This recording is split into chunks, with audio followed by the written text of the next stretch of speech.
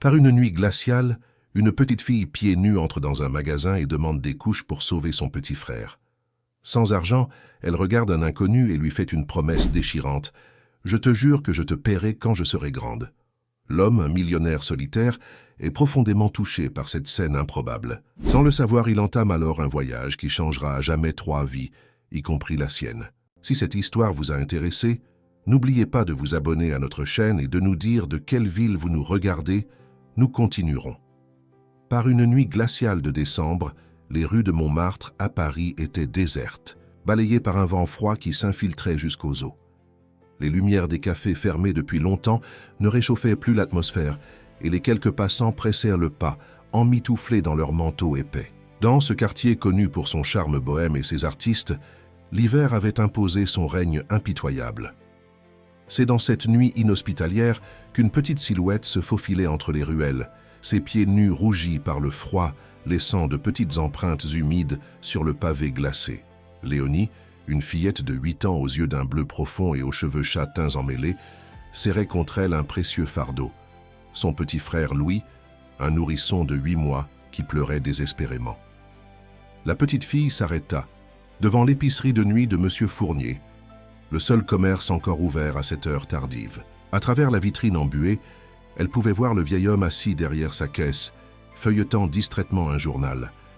Rassemblant tout son courage, elle poussa la porte, déclenchant la petite sonnette qui annonçait l'arrivée d'un client. « Bonsoir, monsieur », murmura Léonie d'une voix à peine audible, tandis que le bébé dans ses bras redoublait de pleurs. Monsieur Fournier leva les yeux de son journal, surpris de voir une enfant seule à cette heure tardive, et qui, plus est pieds nus en plein hiver parisien. « Mon Dieu, petite, que fais-tu dehors par ce temps, et ce bébé ?» s'exclama-t-il en se levant précipitamment. « S'il vous plaît, monsieur, » dit Léonie, les yeux brillants de larmes retenues, « mon petit frère a besoin de couches propres. Il n'a pas été changé depuis des heures, et maman n'a pas pu. » Venir. Le vieil épicier observa plus attentivement la fillette. Ses vêtements étaient usés et trop légers pour la saison. Ses cheveux n'avaient pas été lavés depuis plusieurs jours, et ses yeux reflétaient une maturité déchirante pour son âge.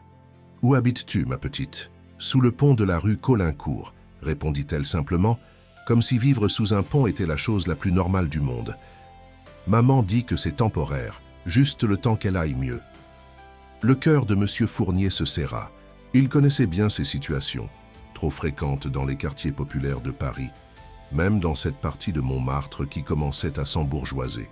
« Et tu as de quoi payer ces couches ?» demanda-t-il doucement, devinant déjà la réponse. Léonie baissa les yeux honteuse, puis les releva avec une détermination surprenante. « Je n'ai pas d'argent maintenant, monsieur, mais je vous jure que je vous paierai quand je serai grande.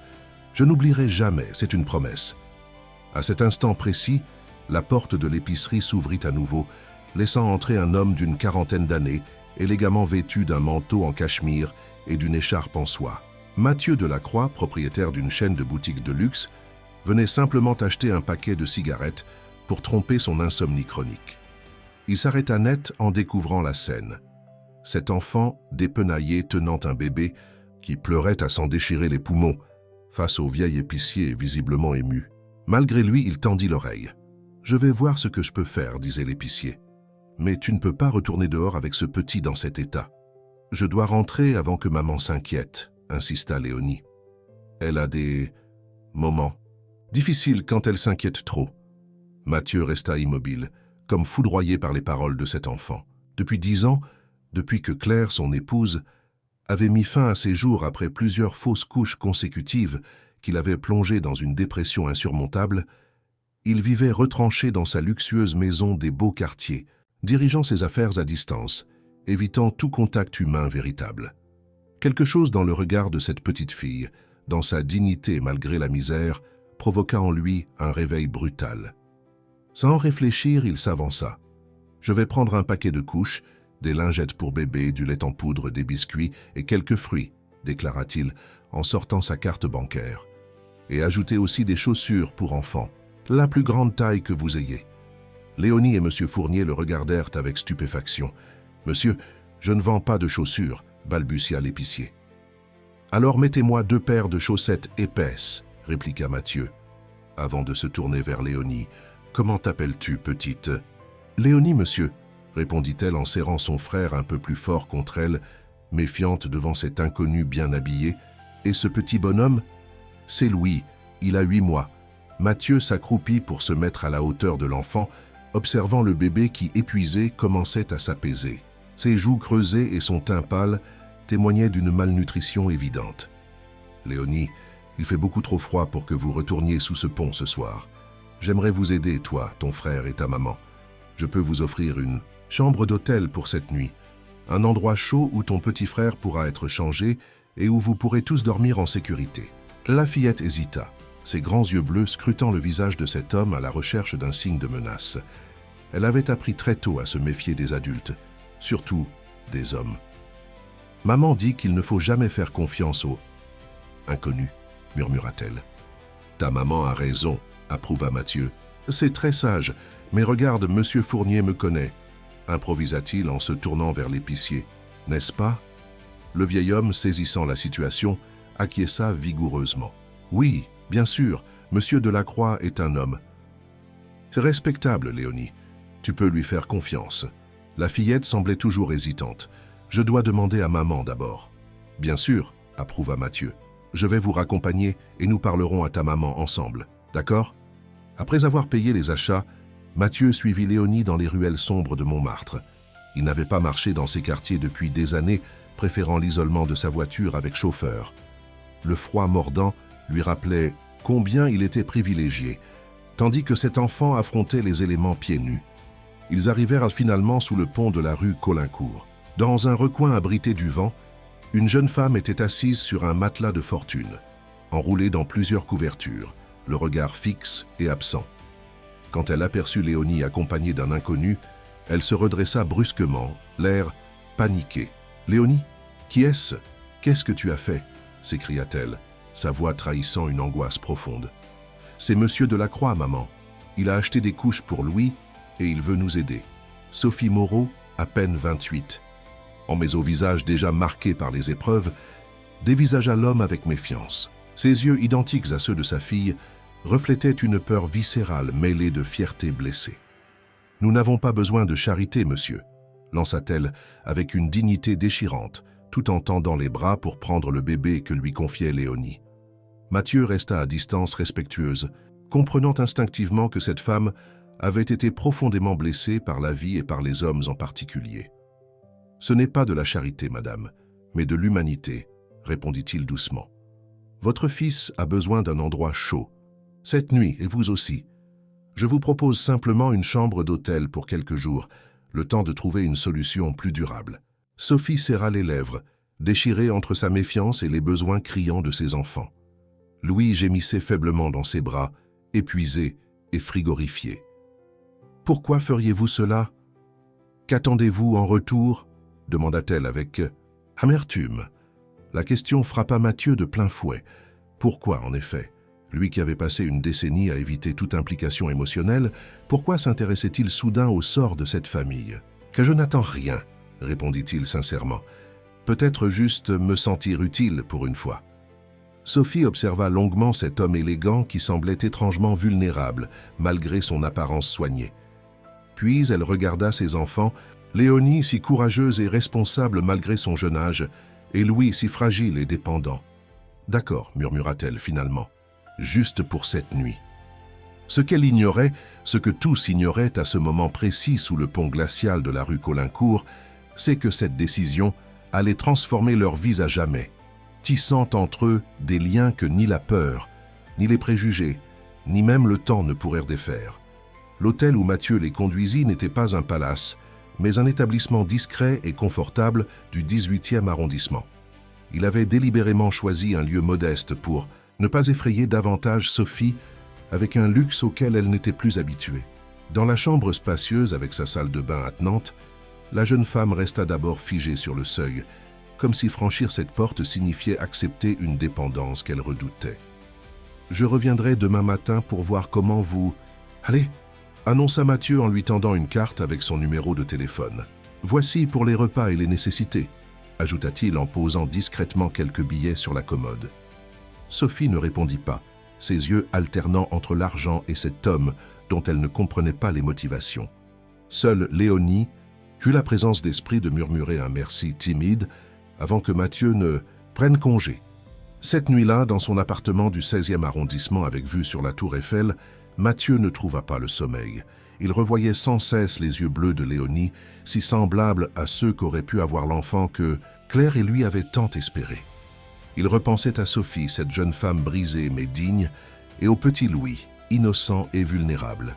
Pour la première fois depuis la tragédie qui avait emporté son épouse, il ressentait autre chose que le vide et l'indifférence qui avaient été ses seuls compagnons pendant une décennie. À l'aube, il prit une décision qui allait changer le cours de plusieurs vies. Lorsqu'il retourna à l'hôtel le lendemain, il trouva Sophie assise au bord du lit, habillée et prête à partir, le maigre sac contenant leurs affaires déjà préparées.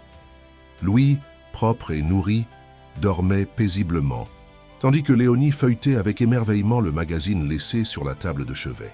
« Vous partez » demanda Mathieu, surpris par cette évidente précipitation. « Nous avons déjà abusé de votre générosité » répondit Sophie d'une voix neutre. « Les billets que vous avez laissés couvrent largement le prix de la chambre. Nous vous sommes reconnaissants, mais nous devons continuer notre chemin. »« J'ai une proposition à vous faire, » dit Mathieu, choisissant soigneusement ses mots. « J'ai hérité d'un appartement dans le quartier de Belleville. Il est vide depuis des années et je cherchais justement quoi en faire. Vous pourriez y séjourner le temps de vous remettre sur pied. » Le silence qui suivit était lourd de méfiance et d'incompréhension. « Pourquoi feriez-vous cela ?» demanda finalement Sophie, la voix tremblante malgré ses efforts pour paraître détachée. « Personne n'offre un toit sans rien attendre en retour.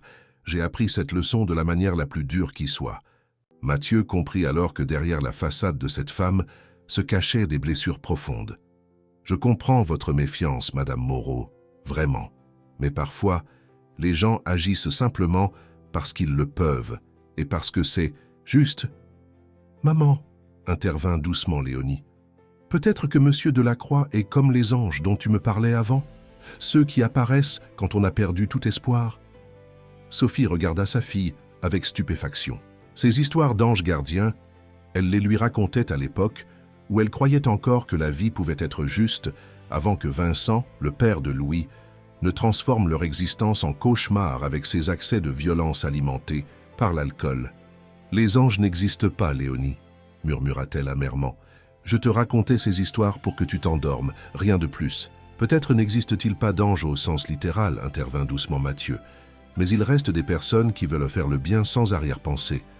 Je vous propose cet appartement parce que j'en ai la possibilité et parce que votre fille m'a rappelé qu'il existe encore des promesses sincères dans ce monde. » Il se tourna vers Léonie. « Ta promesse de payer les couches quand tu seras grande, c'était la chose la plus authentique que j'ai entendue depuis bien longtemps. » Un silence s'installa, rompu uniquement par la respiration régulière du bébé.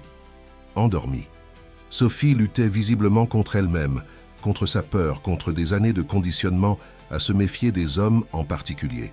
« Pas d'engagement, » précisa Mathieu. « Vous pourrez partir quand vous le souhaiterez. L'appartement est meublé sommairement, mais il y a le chauffage, l'eau chaude et c'est un toit sûr.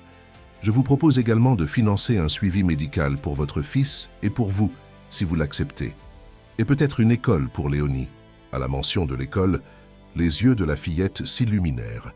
Depuis leur fuite précipitée de l'appartement qu'ils partageaient avec Vincent 6 mois plus tôt, elle n'avait plus mis les pieds dans une salle de classe, ce qui la chagrinait profondément. « Vous ne nous connaissez même pas, » objecta encore Sophie, mais sa voix avait perdu de sa fermeté. « Je connais l'essentiel, » répondit simplement Mathieu. « Je sais que vous êtes une mère qui se bat pour ses enfants et que Léonie est une petite fille extraordinairement courageuse. Quant à Louis, il mérite comme tous les enfants de grandir en sécurité. » Il y eut un long silence, puis Sophie hocha imperceptiblement la tête. « Nous acceptons. »« Pour quelques jours, » concéda-t-elle. « Le temps de trouver une solution plus permanente. » Le visage de Léonie s'illumina d'un sourire radieux qui réchauffa le cœur de Mathieu comme rien ne l'avait fait depuis 10 ans. L'appartement de Belleville se révéla être un spacieux 3 pièces au 5e étage d'un immeuble ancien mais bien entretenu. Les meubles étaient simples mais fonctionnels et les grandes fenêtres laissaient entrer une lumière généreuse. Pour Léonie et Sophie, Habitués à l'exiguïté de leurs abris de fortune, c'était un véritable palais. C'était l'appartement de ma tante Élisabeth, expliqua Mathieu, tandis que Léonie explorait avec émerveillement chaque recoin. Elle est partie vivre à Nice il y a 5 ans et je n'ai jamais eu le cœur de vendre ou louer cet endroit. Elle serait heureuse de le savoir habiter à nouveau. Sophie restait silencieuse, tenant Louis contre elle comme un bouclier. Son regard méfiant scrutait l'appartement à la recherche d'un piège, d'un indice qui trahirait les véritables intentions de cet homme. « Je vous laisse vous installer », dit Mathieu, en déposant les clés sur la table de la cuisine. « Le réfrigérateur est rempli pour quelques jours. Si vous avez besoin de quoi que ce soit, n'hésitez pas à m'appeler. » Et il s'apprêtait à partir quand la voix de Sophie l'arrêta. « Pourquoi faites-vous vraiment tout cela, monsieur Delacroix ?» demanda-t-elle, incapable de contenir plus longtemps sa suspicion. « Personne n'est aussi généreux sans raison. Personne. » Mathieu se retourna lentement. Il aurait pu inventer une explication rationnelle, parler de philanthropie ou de responsabilité sociale. Mais face à cette femme qui avait tant souffert de la duplicité des hommes, il choisit la vérité nue. « Il y a 10 ans, ma femme Claire s'est donné la mort après notre 5e fausse couche, dit-il d'une voix étrangement calme. Depuis, je vis comme un fantôme dans ma propre vie.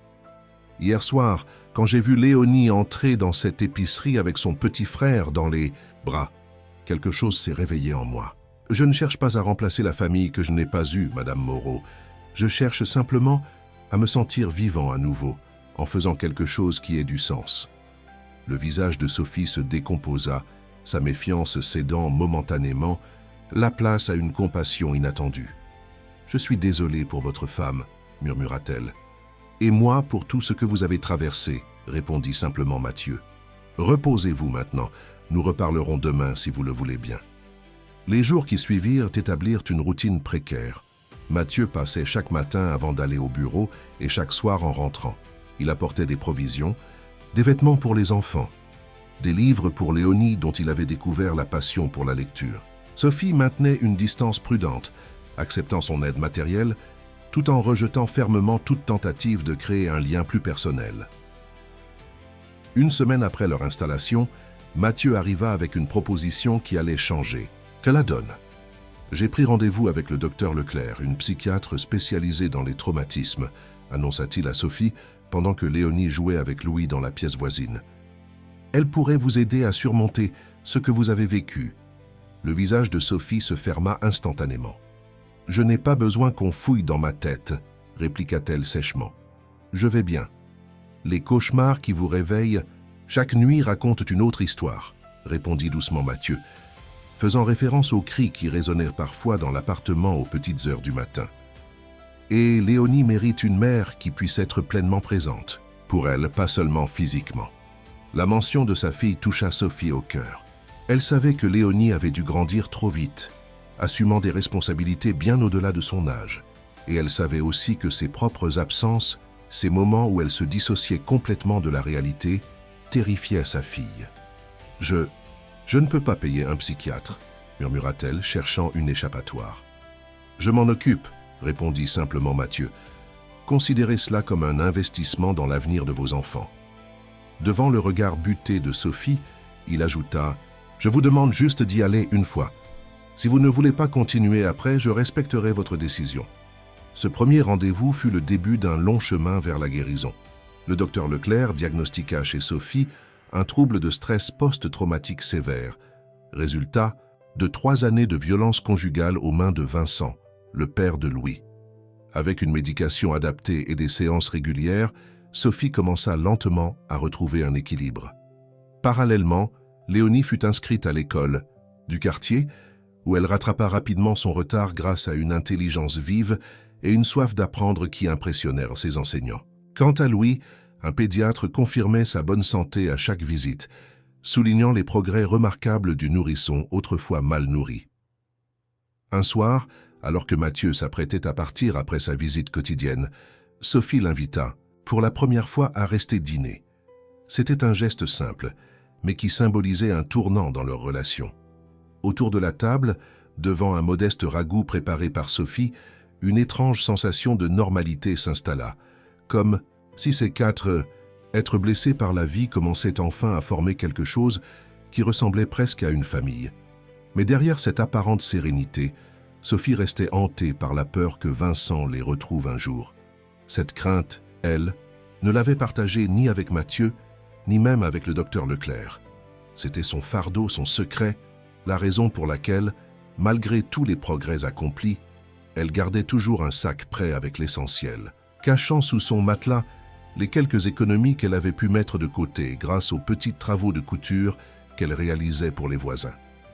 Car Sophie savait que le bonheur était fragile et que les promesses, même les plus sincères, pouvaient être brisées par la brutalité du monde réel. 3 mois s'écoulèrent, marquant le rythme d'une transformation graduelle mais profonde.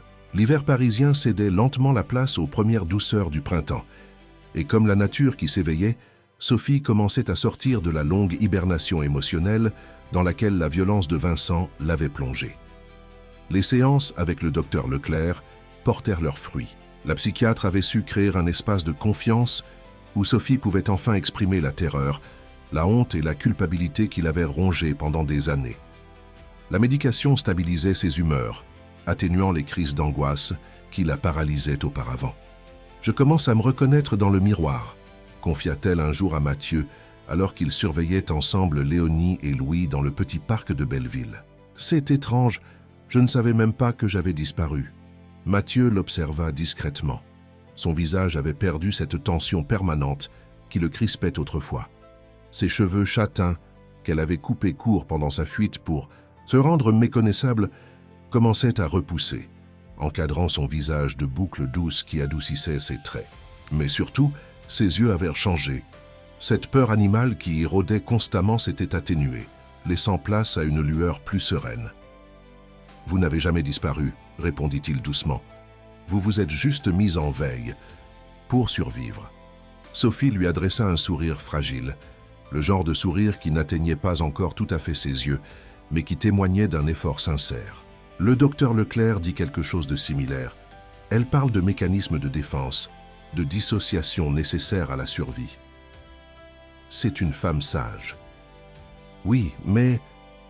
Sophie s'interrompit, son regard se portant instinctivement vers Léonie, qui poussait la balançoire sur laquelle riait aux éclats le petit Louis, solidement attaché. Mais, encouragea doucement Mathieu, mais elle ne comprend pas que certaines peurs sont rationnelles, murmura Sophie, sa voix s'abaissant instinctivement. Vincent est toujours là quelque part, et s'il découvre où nous sommes, elle laissa la phrase en suspens. Mais le frisson qui parcourut son corps en disait long sur la terreur que lui inspirait encore son ex-compagnon. « A-t-il des droits légaux sur Louis ?» demanda Mathieu, abordant pour la première fois directement ce sujet. « Sensible. Il a refusé de le reconnaître, » répondit Sophie après un moment d'hésitation. « Il disait qu'un mioche braillard l'empêcherait de vivre sa vie. Mais avec lui, tout peut changer selon son humeur ou ses intérêts. » Mathieu hocha la tête, absorbant cette information. Avez-vous envisagé de consulter un avocat pour officialiser la situation, je veux dire? Sophie eut un rire amer. Avec quel argent et pour quel résultat? Attirer l'attention sur nous? Non, merci. Ils tombèrent dans un silence inconfortable. Au loin, le rire cristallin de Léonie se mêlait au gazouillis enthousiaste de Louis, créant une mélodie qui contrastait douloureusement avec la conversation des adultes. « Je pourrais vous aider », proposa finalement Mathieu. « J'ai des contacts, des amis avocats qui pourraient examiner votre situation en toute discrétion. » Sophie se raidit. « Je ne veux pas être davantage votre œuvre de charité, Mathieu. Vous en faites déjà trop. » C'était la première fois qu'elle utilisait son « et » prénom, réalisa-t-il avec surprise. Jusqu'à présent, elle l'avait toujours appelé Monsieur Delacroix. Maintenant, une barrière formelle entre eux, malgré leur proximité croissante. « Ce n'est pas de la charité, Sophie, » répondit-il avec une douceur ferme. « C'est de l'amitié. Et l'amitié consiste à utiliser ses ressources pour aider ceux qu'on apprécie. » Le mot « amitié » flotta entre eux, chargé d'implications non dites. Ce qu'ils partageaient depuis 3 mois dépassait largement le cadre d'une simple relation. Bienfaiteur-bénéficiaire. Mais aucun d'eux n'était prêt à définir précisément ce lien étrange et puissant qui s'était tissé. « Maman, Monsieur Mathieu, regardez Louis, il applaudit tout seul !» s'écria soudain Léonie, brisant leur moment d'intimité. Ils se tournèrent vers les enfants. Effectivement, le petit garçon, solidement installé sur la balançoire, adaptée au tout petit, frappait maladroitement ses mains potelées l'une contre l'autre, visiblement ravi de sa nouvelle prouesse. « C'est merveilleux, mon cœur !» s'exclama Sophie, son visage s'illuminant instantanément. Elle se précipita vers son fils, oubliant momentanément ses inquiétudes, pour se réjouir de ce petit miracle quotidien. Mathieu l'observa s'éloigner, frappé une fois de plus par la résilience extraordinaire de cette femme. Malgré tout ce qu'elle avait traversé, elle restait capable de s'émerveiller, de célébrer les petites victoires, de s'ouvrir lentement à la possibilité d'un avenir meilleur. Ce soir-là, après le dîner devenu presque rituel qu'ils partageaient désormais, 4 soirs par semaine, Mathieu s'apprêtait à partir quand Sophie l'arrêta dans l'entrée. « J'ai réfléchi à ce que vous avez dit », commença-t-elle, son regard fixé quelque part au-delà de son épaule, évitant le contact visuel direct. « À propos de l'avocat, peut-être que ce serait bien d'explorer les options. Pour Louise et Léonie. » Mathieu sentit un poids se soulever de sa poitrine. « Je peux organiser une rencontre avec Maître Rousseau. C'est une femme, si cela peut vous mettre plus à l'aise. Elle est spécialisée en droit de la famille et extrêmement discrète. » Sophie acquiesça simplement, puis, dans un geste qui surprit Mathieu autant qu'elle-même, elle posa brièvement sa main sur son avant-bras. Un contact fugace mais volontaire, le premier qu'elle initiait. « Merci », dit-elle simplement, avant de se retirer rapidement dans l'appartement. Mathieu resta un instant immobile sur le palier, conscient que quelque chose de fondamental venait de changer dans leur relation. Mais la route vers la guérison n'était pas linéaire, comme ils l'apprirent cruellement la semaine suivante. Sophie eut une rechute sévère, après une séance particulièrement éprouvante avec le docteur Leclerc, durant laquelle elle avait dû revisiter les épisodes les plus violents de sa relation avec Vincent. Cette nuit-là, Léonie appela Mathieu, en pleurs à 3 heures du matin. Il se précipita à l'appartement pour trouver Sophie en pleine crise de panique, recroquevillée dans un coin de la chambre, tremblante et couverte de sueur, incapable de reconnaître sa propre fille. Elle voulait qu'on parte, sanglota Léonie. Elle a fait nos sacs et elle disait qu'il allait nous retrouver, qu'on n'était pas en sécurité. J'ai essayé de lui dire que tout allait bien, mais elle ne m'écoutait pas. Et puis elle s'est mise à crier et Louis s'est réveillé et j'ai eu peur qu'elle réveille les voisins. Mathieu serra brièvement la fillette contre lui. « Tu as bien fait de m'appeler, Léonie. Tu es très courageuse. Maintenant, peux-tu t'occuper de Louis pendant que j'aide ta maman ?» Avec une maturité déchirante, la petite fille acquiesça et retourna auprès de son frère qui pleurnichait dans son berceau. Mathieu s'approcha lentement de Sophie, s'accroupissant à distance respectueuse. « Sophie, c'est Mathieu, dit-il, d'une voix calme et mesurée. Vous êtes dans votre appartement à Belleville. Léonie et Louis sont en sécurité. Personne ne vous veut du mal. » Il continua à parler doucement, répétant ces phrases rassurantes comme un mantra, jusqu'à ce que les yeux hagards de Sophie commencent à le reconnaître. « Mathieu » murmura-t-elle enfin, sa voix rauque d'avoir crié. « Oui, c'est moi. Tout. Va bien, vous êtes en sécurité. J'ai vu Vincent, chuchota-t-elle, les yeux écarquillés. Il était là, dans mon rêve, mais si réel. Il disait qu'il avait retrouvé notre trace, qu'il venait chercher Louis. Ce n'était qu'un cauchemar, l'assura Mathieu. Vincent ne sait pas où vous êtes. Et même s'il essayait de vous retrouver, je ne le laisserai pas vous faire du mal, jamais. » Sophie le fixa longuement, comme si elle évaluait la sincérité de cette promesse. Puis, lentement, ses épaules s'affaissèrent et elle se mit à pleurer. Non plus les sanglots hystériques de la panique, mais des larmes silencieuses d'épuisement et de soulagement mêlés. Mathieu resta auprès d'elle jusqu'à l'aube, assis sur le sol à une distance respectueuse, lui parlant doucement de choses légères pour l'ancrer dans le présent, de la pièce de théâtre qu'il avait vue récemment, du nouveau pâtissier qui avait ouvert boutique au coin de la rue, de la collection de livres qu'il envisageait d'acheter pour Léonie, dont la passion pour la lecture ne cessait de grandir. Au matin, quand les premiers rayons du soleil filtrèrent à travers les rideaux, Sophie semblait vidée mais plus calme. « Je suis désolée, » murmura-t-elle, la honte évidente dans sa voix. « J'ai terrifié ma propre fille. »« Léonie est plus forte que... » « Vous ne le pensez, » répondit doucement Mathieu. « Et elle comprend à sa façon. Elle sait que vous luttez contre des démons qui ne sont pas de votre fait. » Sophie secoua la tête inconsolable, Quelle sorte de mère suis-je si je ne peux même pas offrir la stabilité émotionnelle à mes enfants? Le genre de mère qui se bat chaque jour pour surmonter un traumatisme que beaucoup n'auraient-ils pas supporté, répondit fermement Mathieu. Le genre de mère qui a traversé l'enfer pour protéger ses enfants. Le genre de mère qui, malgré tout, n'a jamais cessé d'essayer. Un timide coup à la porte interrompit leur conversation. Léonie se tenait sur le seuil, tenant maladroitement son petit frère contre elle. « Louis a faim, maman », annonça-t-elle d'une petite voix incertaine. Sophie essuya rapidement ses larmes et tendit les bras vers son fils. « Viens là, mon trésor », dit-elle d'une voix qu'elle s'efforçait de rendre normale. « Et toi aussi, ma Léonie ». La fillette s'approcha prudemment, comme si elle craignait que sa mère ne bascule à nouveau dans cet état effrayant. Puis, voyant l'expression calme et aimante sur le visage de Sophie, elle se précipita dans ses bras. « Je suis désolée pour cette nuit, ma chérie », murmura Sophie en embrassant le front de sa fille. « Maman a eu un mauvais moment, mais c'est fini maintenant. »« Je sais », répondit simplement Léonie. « Le docteur Leclerc dit que c'est normal d'avoir des hauts et des bas quand on guérit, comme quand j'ai eu ma bronchite l'hiver dernier, et que parfois j'allais mieux et parfois moins bien. » Sophie échangea un regard stupéfait avec Mathieu par-dessus la tête de sa fille. Comment une enfant de 8 ans pouvait-elle faire preuve d'une telle compréhension? Mathieu sourit et se leva discrètement. « Je vais préparer le petit déjeuner pendant que vous vous occupez de Louis », proposa-t-il, leur offrant un moment d'intimité familiale.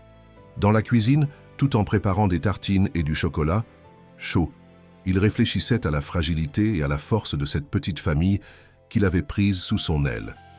Sophie faisait d'immenses progrès, mais cette nuit avait prouvé combien le chemin vers la guérison serait long et semé d'embûches. Quand, à lui-même, il réalisait avec une clarté croissante que ces 3 êtres étaient devenus essentiels à sa propre existence. Après des années de vide émotionnel, il ressentait à nouveau l'inquiétude pour Sophie, l'admiration pour Léonie, la tendresse pour le petit Louis. Ces émotions, parfois douloureuses mais terriblement vivantes, l'avaient ramené parmi les vivants. « Monsieur Mathieu », appela Léonie en entrant dans la cuisine, « est-ce que je peux vous aider à préparer le petit déjeuner ?» Il sourit à la fillette, touché par cette offre. « Bien sûr, Léonie, tu peux mettre la table si tu veux. » Tandis qu'ils travaillaient côte à côte dans la cuisine baignée de lumière matinale, Mathieu se demanda si c'était cela, le bonheur. Non pas l'absence de difficultés, mais cette présence d'être pour qui l'on compte et qui compte. Pour soi, cette sensation d'être précisément là où l'on doit être. Ce matin-là, malgré la nuit éprouvante, un sentiment de paix l'envahit. Ils surmonteraient ensemble les obstacles, pas à pas, jour après jour. Et peut-être qu'au bout du chemin, ils trouveraient tous les 4 une forme de guérison que, séparément, ils n'auraient jamais pu atteindre. Le printemps s'épanouissait, pleinement sur Paris, transformant les parcs et jardins en tableaux impressionnistes aux couleurs vives. Cette renaissance de la nature semblait faire écho à celle qui s'opérait dans l'appartement de Belleville, où chaque jour apportait son lot de petites victoires. Louis, désormais âgé de 11 mois, faisait ses premiers pas hésitants, s'accrochant aux meubles et aux mains tendues, avec une détermination qui faisait la fierté de tous. Ses joues autrefois creuses s'étaient arrondies, et son rire de plus en plus fréquent illuminait l'appartement. Mais c'était peut-être chez Léonie que la transformation était la plus spectaculaire. L'école avait révélé ses talents exceptionnels, particulièrement en français et en expression écrite. Sa maîtresse, Madame Bonnet, avait convoqué Sophie pour lui parler du don remarquable de sa fille pour les mots. « Elle a une sensibilité rare », avait expliqué l'enseignante. Faute, sa dernière rédaction sur Mon héros du quotidien était si touchante et mature que j'ai dû vérifier qu'elle l'avait écrite sans aide. Ce que Madame Bonnet ignorait, c'est que Léonie avait secrètement dédié cette rédaction à Mathieu, même si elle avait changé les noms et certains détails par pudeur. Elle y décrivait comment un ami de la famille avait sauvé sa mère et son frère d'un grand froid tant à l'extérieur qu'à l'intérieur. Ce matin-là, Léonie préparait avec excitation son cartable pour l'école. Un concours d'écriture était organisé entre plusieurs établissements du quartier et sa maîtresse l'avait vivement encouragée à y participer. « Tu crois que je peux gagner, maman ?» demanda-t-elle en vérifiant pour la 3e fois que son stylo porte-bonheur était bien dans sa trousse. Sophie, qui tressait les cheveux de sa fille devenus longs et brillants depuis qu'ils avaient retrouvé une vie stable, sourit avec tendresse. « Je suis certaine que tu as toutes tes chances, ma chérie.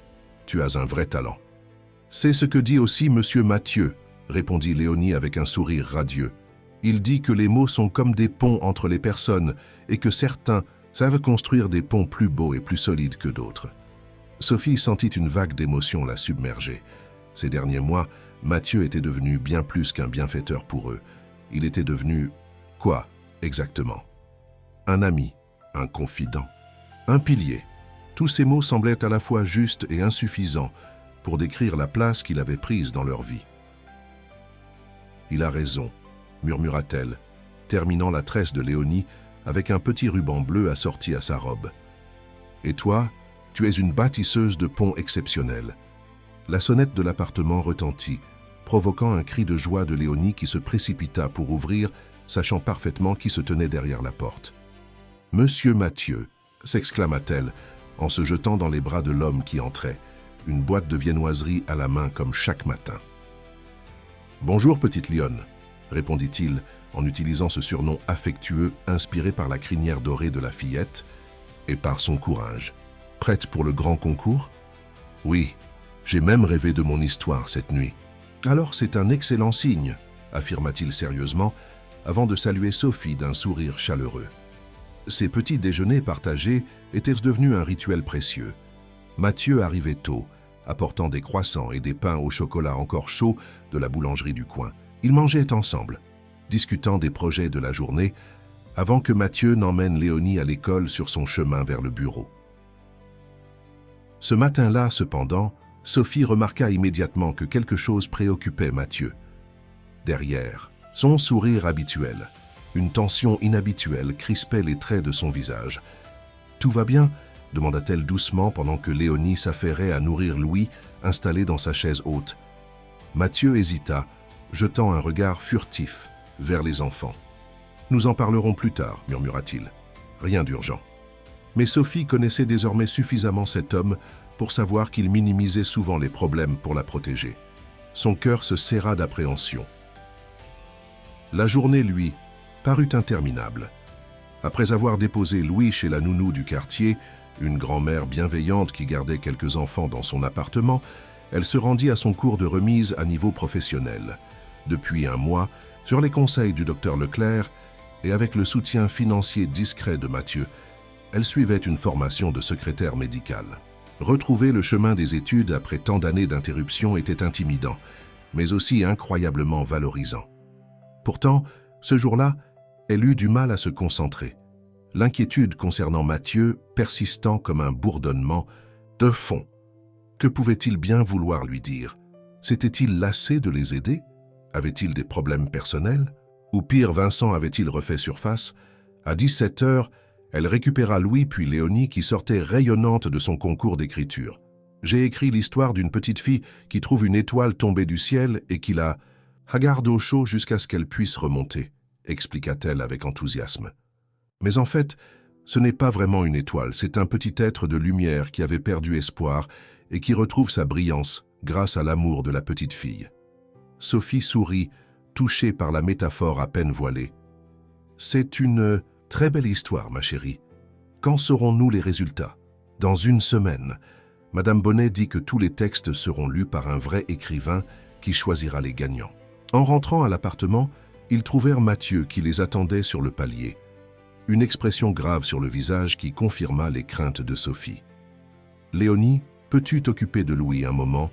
demanda Sophie, après avoir ouvert la porte. « Monsieur Mathieu et moi devons discuter de quelque chose. » La fillette acquiesça avec une maturité qui serra le cœur de sa mère. À 8 ans, elle savait déjà lire les tensions adultes et adapter son comportement en conséquence. Dans la cuisine, Sophie prépara machinalement du café, tandis que Mathieu s'asseyait à la table, sortant une enveloppe de sa serviette en cuir. « De quoi s'agit-il » demanda-t-elle, incapable de supporter plus longtemps le suspense. Mathieu prit une profonde inspiration. « J'ai eu des nouvelles qui pourraient vous concerner. Mon ami Julien, qui travaille au service juridique d'une grande banque, a entendu parler d'un certain Vincent Mercier qui cherche à obtenir un prêt important. Sophie se figea, la tasse qu'elle tenait tremblant dangereusement dans sa main. Vincent, ce nom qu'elle évitait même de prononcer dans ses pensées. « Continue », murmura-t-elle. Sa gorge soudain sèche. Il semble qu'il soit dans une situation financière désastreuse. Apparemment, il a accumulé des dettes de jeu considérables. Et pour convaincre la banque de lui accorder ce prêt, il a mentionné qu'il avait un fils dont il comptait demander la garde pour percevoir les allocations familiales. La tasse s'écrasa au sol, éclatant en morceaux qui semblaient refléter l'état intérieur de Sophie. « Non !» souffla-t-elle. « Non, c'est impossible. Il n'a jamais voulu de Louis. Il disait que ce n'était même pas sûr que ce soit son fils. » Mathieu se leva pour l'aider à s'asseoir, alarmé par sa pâleur soudaine. « Sophie, respirez. Ce n'est qu'une information, pas une menace immédiate. Vincent ne sait pas où vous êtes. Il bluffe probablement pour impressionner le banquier. »« Tu ne comprends pas, » murmura-t-elle, passant inconsciemment au tutoiement sous le coup de l'émotion. « S'il a besoin d'argent, il est capable de tout, absolument tout. » Ses yeux s'écarquillèrent d'horreur alors qu'une autre pensée la frappait. « Et s'il nous cherchait déjà? Et s'il avait engagé quelqu'un pour nous retrouver? »« Sophie, regarde-moi, » dit fermement Mathieu en prenant ses mains glacées dans les siennes. « Même si Vincent vous cherche, il ne vous trouvera pas facilement. L'appartement est à mon nom. Vous n'avez laissé aucune trace administrative. Nous avons été très prudents. Et quand bien même il vous retrouverait, je ne le laisserai pas vous approcher, ni toi ni les enfants. » Elle le fixa longuement, s'accrochant à la détermination qu'elle lisait dans son regard, comme à une bouée de sauvetage. « Pourquoi ?» murmura-t-elle. « Pourquoi fais-tu tout cela pour nous ?» La question flottait entre eux depuis des mois, jamais vraiment formulée, jamais complètement répondue. Mathieu hésita comme s'il cherchait lui-même à comprendre la profondeur de son engagement. Au début, c'était par humanité, je suppose, puis par affection pour Léonie et Louis. Et maintenant, il s'interrompit, semblant chercher ses mots. Maintenant, encouragea Sophie, son cœur battant étrangement fort. Maintenant, c'est parce que vous êtes devenue ma famille, admit-il simplement. La famille que je n'ai jamais eue, et on protège sa famille, quoi qu'il en coûte. Un silence chargé d'émotions s'installa entre eux. Pour la première fois, Sophie voyait clairement ce que Mathieu représentait pour elle aussi. Non pas seulement un sauveur ou un bienfaiteur, mais un homme qui avait progressivement rempli les vides laissés par la violence et l'abandon. Un homme qui avait apporté non seulement la sécurité matérielle, mais aussi ce sentiment précieux d'appartenance. « Que devons-nous faire ?» demanda-t-elle finalement, se raccrochant à l'aspect pratique pour ne pas se laisser submerger par l'émotion. « J'ai consulté Maître Rousseau, » répondit Mathieu, revenant lui aussi sur un terrain plus concret. « Elle suggère d'officialiser votre situation. Actuellement, Louis n'a pas de père déclaré légalement, ce qui pourrait effectivement permettre à Vincent de revendiquer ses droits s'il parvenait à prouver sa paternité. Et comment l'en empêcher? Il existe plusieurs options. La plus simple serait de documenter les violences que vous avez subies. Avec les rapports du docteur Leclerc et peut-être des témoignages des personnes qui vous ont connu à cette époque, nous pourrions obtenir une ordonnance de protection. » Sophie secoua la tête, paniquée à l'idée d'affronter son passé de manière si publique. « Je ne veux pas étaler tout ça devant un tribunal. Je ne veux pas que Léonie entende ces histoires, qu'elle sache. »« Elle n'aura pas à l'entendre, » assura Mathieu, « et rien ne serait étalé. Ces procédures sont confidentielles, Sophie, mais elles vous donneraient une protection légale que vous n'avez pas actuellement. » Il hésita avant d'ajouter « Il y a aussi une autre possibilité, mais c'est à vous de juger si elle est envisageable. » « Laquelle ? Si Louis avait un autre père légalement reconnu, Vincent n'aurait plus aucun droit à faire valoir. » Sophie le fixa, interdite. « Tu veux dire, je pourrais reconnaître Louis, » confirma doucement Mathieu. « Légalement, je deviendrai son père. Vincent n'aurait plus aucun recours, surtout s'il n'a jamais fait de démarche pour le reconnaître lui-même. » La proposition était si inattendue que Sophie resta sans voix. Mathieu s'empressa d'ajouter « Ce ne serait qu'une formalité administrative, bien sûr. Cela ne changerait rien à notre arrangement actuel. C'est juste une solution juridique pour protéger Louis. » Une formalité administrative. Ces mots résonnèrent étrangement dans l'esprit de Sophie, car au fond d'elle-même, elle savait que ce geste représenterait bien plus. l'officialisation de ces liens profonds qui s'étaient tissés entre eux, la reconnaissance que Mathieu était déjà, dans les faits sinon dans la loi, une figure paternelle pour ses enfants. « Je dois y réfléchir », murmura-t-elle finalement. « C'est une décision importante. »« Bien sûr », acquiesça Mathieu. « Prends tout le temps nécessaire. En attendant, j'ai renforcé la sécurité de l'immeuble et j'ai demandé à un ami qui travaille dans la sécurité de garder un œil sur les alentours, juste par précaution. » Sophie hocha la tête, reconnaissante pour ces mesures concrètes qui apaisaient quelque peu son angoisse immédiate. « Maman ?» appela doucement Léonie depuis le seuil de la cuisine. Louis s'est endormi.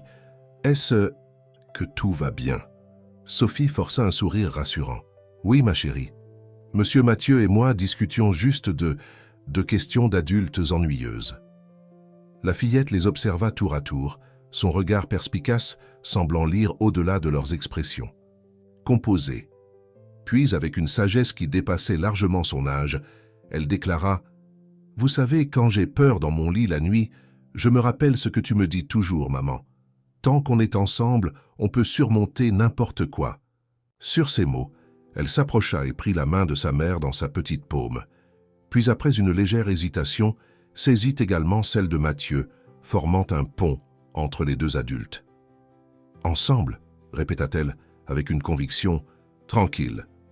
Mathieu et Sophie échangèrent un regard par-dessus la tête de l'enfant, un regard où se mêlaient émotion, détermination et cette étrange certitude que, quels que soient les obstacles à venir, ils les affronteraient exactement comme l'avait dit Léonie, ensemble.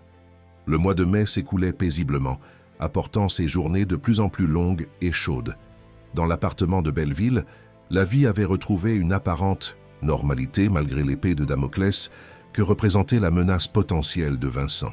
Sophie avait finalement accepté de rencontrer Maître Rousseau, une avocate d'une cinquantaine d'années, au regard bienveillant mais déterminé, qui l'avait immédiatement mise en confiance. « Nous avons plusieurs options solides », avait-elle expliqué après avoir écouté attentivement l'histoire de Sophie. La violence conjugale que vous avez subie, documentée par votre psychiatre, constitue un motif incontestable pour refuser tout droit de visite à M. Mercier, même s'il parvenait à prouver sa paternité. Ces assurances avaient quelque peu apaisé les angoisses de Sophie, même si elle sursautait encore à chaque bruit inattendu dans l'escalier de l'immeuble. Quant à la proposition de Mathieu concernant la reconnaissance légale de Louis, elle la gardait en réserve, dans un coin de son esprit, ni totalement acceptée, ni complètement rejetée. Ce matin-là, l'excitation était à son comble chez les Moreau. Les résultats du concours d'écriture devaient être annoncés et Léonie, habituellement si mesurée, ne tenait pas en place. Elle avait choisi avec soin sa tenue, une robe bleue que Mathieu lui avait offerte pour son anniversaire et des sandales blanches toutes neuves. « Et si je ne gagne pas, maman ?» demanda-t-elle pour la énième fois en se tordant nerveusement une mèche de cheveux. « Alors tu auras tout de même écrit une magnifique histoire dont tu peux être fière, » répondit patiemment Sophie en ajustant le col de la robe. « Gagner ou perdre n'est pas l'important, ma chérie. C'est d'avoir eu le courage de participer, de partager ton talent avec les autres. » Léonie acquiesça solennellement, même si son regard trahissait toujours son anxiété. À 8 ans, elle portait déjà le poids d'une responsabilité qui n'aurait pas dû être la sienne, celle de réussir, d'être forte, comme pour compenser les fragilités de sa mère. La sonnette retentit, et comme toujours, le visage de Léonie s'illumina instantanément. « C'est Monsieur Mathieu », s'écria-t-elle en courant vers la porte. Mais ce matin-là, contrairement à son habitude, Mathieu n'apportait pas de viennoiserie. Son visage était grave, ses traits tirés comme s'il n'avait pas dormi. « Bonjour, petite lionne », dit-il.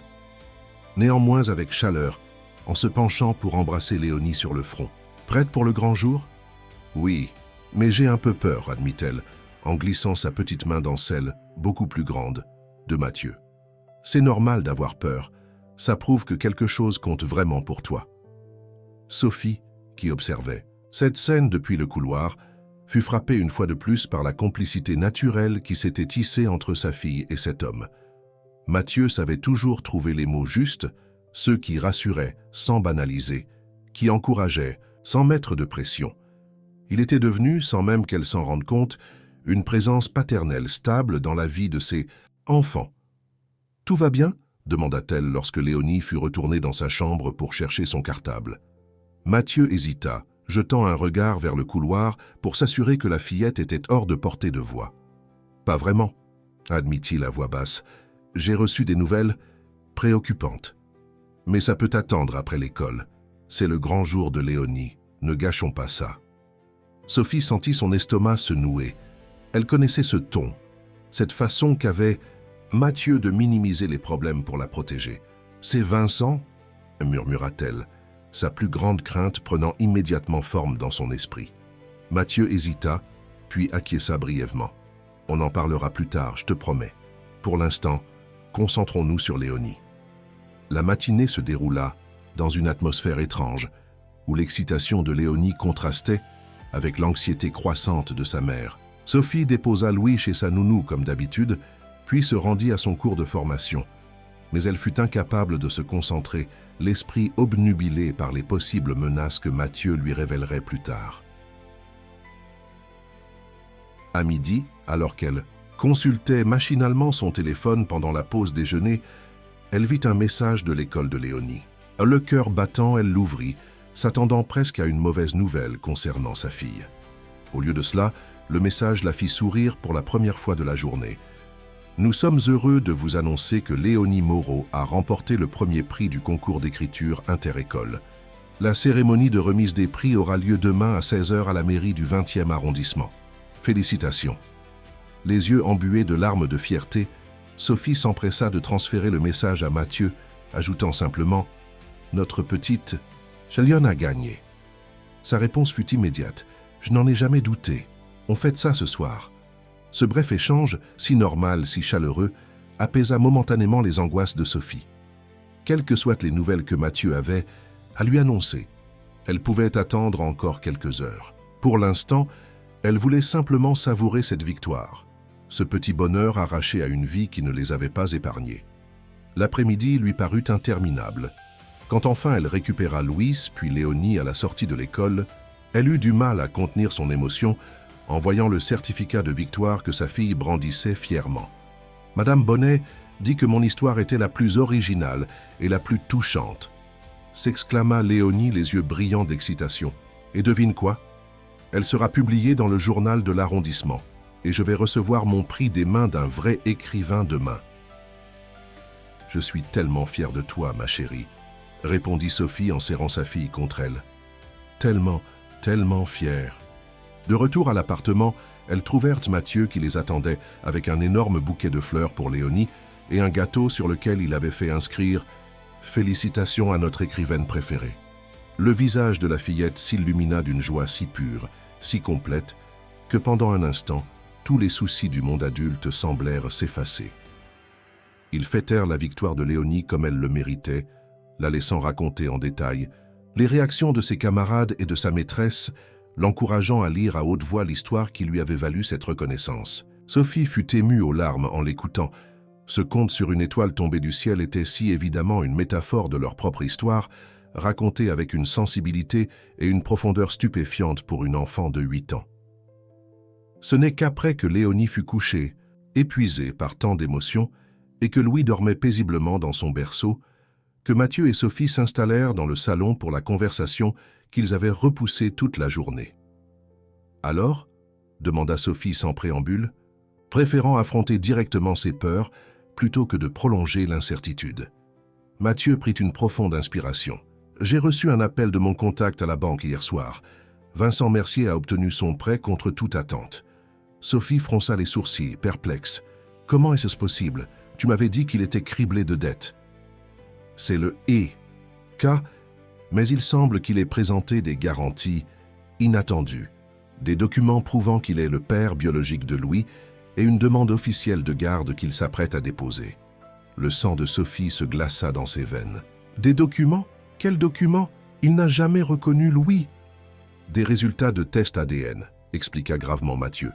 Apparemment, il aurait récupéré un objet appartenant à Louis, peut-être une tétine ou un vêtement que vous auriez laissé derrière vous lors de votre départ précipité, et l'aurait utilisé pour faire réaliser ce test en privé. « C'est légal, ça ?» s'indigna Sophie, la panique commençant à monter en elle. Pas vraiment, mais ça suffit à créer un doute, à ouvrir une procédure. Et Vincent semble déterminé. Il a engagé un avocat spécialisé en droit de la famille. Sophie se leva brusquement, incapable de rester assise tant l'angoisse la submergeait. « Il ne veut pas Louis », dit-elle avec une certitude absolue. « Il n'a jamais voulu de lui, il veut juste l'argent des allocations, ou se venger de moi pour être parti, ou... » « Je sais », l'interrompit doucement Mathieu, en se levant à son tour pour la rejoindre. « Et c'est exactement ce que nous dirons au juge, si les choses vont jusque-là. Mais Sophie, il y a autre chose. » Elle le regarda, alarmée par son ton. « Quoi ?»« Vincent a commencé à faire des recherches pour te retrouver. Mon contact l'a entendu mentionner qu'il avait engagé quelqu'un, un ancien collègue qui travaille dans la sécurité, pour suivre ta trace. » Cette fois, la panique submergea complètement Sophie. « Il va nous trouver, » murmura-t-elle, le souffle court. « Il va nous trouver, et il va prendre Louis ou nous faire du mal ou... » « Sophie, regarde-moi, » dit fermement Mathieu, en prenant ses mains tremblantes dans les siennes. « Il ne vous trouvera pas facilement. Cet appartement est au nom de ma tante. Il n'y a aucun lien avec moi dans les documents officiels. Tu n'as laissé aucune trace administrative. Tu n'utilises pas les réseaux sociaux, tu n'as pas de carte bancaire à ton nom. Nous avons été très prudents. Mais il suffit d'une erreur, d'une coïncidence, » insista Sophie, incapable de contrôler sa spirale d'anxiété. « C'est pourquoi j'ai pris des mesures supplémentaires, » expliqua calmement Mathieu. « J'ai engagé un service de sécurité discret qui surveille l'immeuble 24 heures sur 24.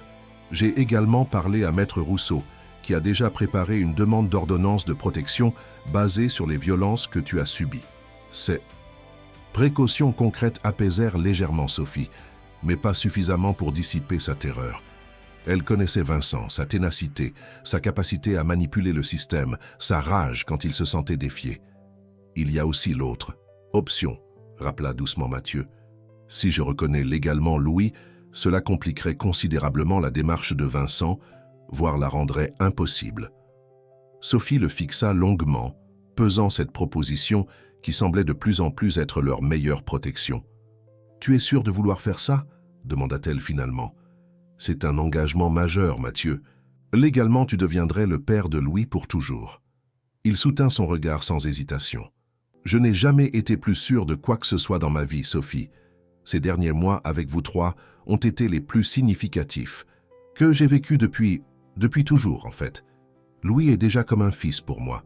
Le reconnaître légalement ne ferait qu'officialiser ce que je ressens déjà. » L'émotion noua la gorge de Sophie. Cet homme qui était entré dans leur vie par hasard cette nuit glaciale de décembre était prêt à lier son destin au leur de la manière la plus officielle qui soit.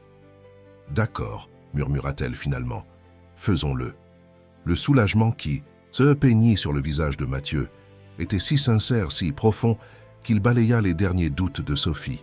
Ce n'était pas qu'une stratégie légale pour lui, c'était bien plus.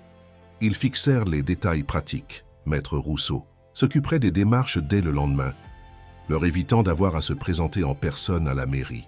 En parallèle, la demande d'ordonnance de protection serait déposée, créant une double barrière de sécurité contre les tentatives de Vincent. Alors que Mathieu s'apprêtait à partir, Sophie l'arrêta dans l'entrée, saisie d'une impulsion soudaine. Sans réfléchir, elle se hissa sur la pointe des pieds et déposa un baiser léger sur sa joue, le premier geste de tendresse véritable qu'elle initiait envers lui.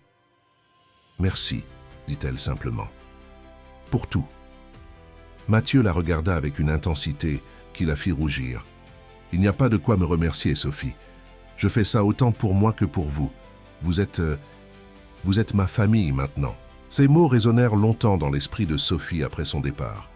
Famille, ce concept qui lui avait été arraché si brutalement par la violence de Vincent, puis reconstruit pierre par pierre dans cet appartement de Belleville, grâce à la résilience de Léonie, au sourire de Louis et à la présence constante et rassurante de Mathieu. Cette nuit-là, pour la première fois depuis des mois, Sophie ne vérifia pas 3 fois les verrous avant de se coucher. Elle ne prépara pas mentalement un sac d'urgence. Elle ne se réveilla pas en sursaut, le cœur battant, persuadée d'avoir entendu des pas dans l'escalier. Au lieu de cela, elle s'endormit paisiblement, bercée par la certitude nouvelle qu'il n'était plus seul face à l'adversité. qu'ils étaient, comme l'avait si simplement dit Léonie, ensemble, et que cette fois ensemble signifiait 4, pas 3. La cérémonie de remise des prix se déroula dans la salle des mariages de la mairie du 20e arrondissement, un espace élégant aux boiseries anciennes et aux hauts plafonds ornés de moulures. Léonie, dans sa robe bleue, se tenait très droite parmi les autres enfants sélectionnés, ses yeux parcourant régulièrement la salle à la recherche de sa mère et de Mathieu. Sophie et Mathieu étaient assis côte à côte au 3e. Rang, Louis, sagement installé sur les genoux de sa mère.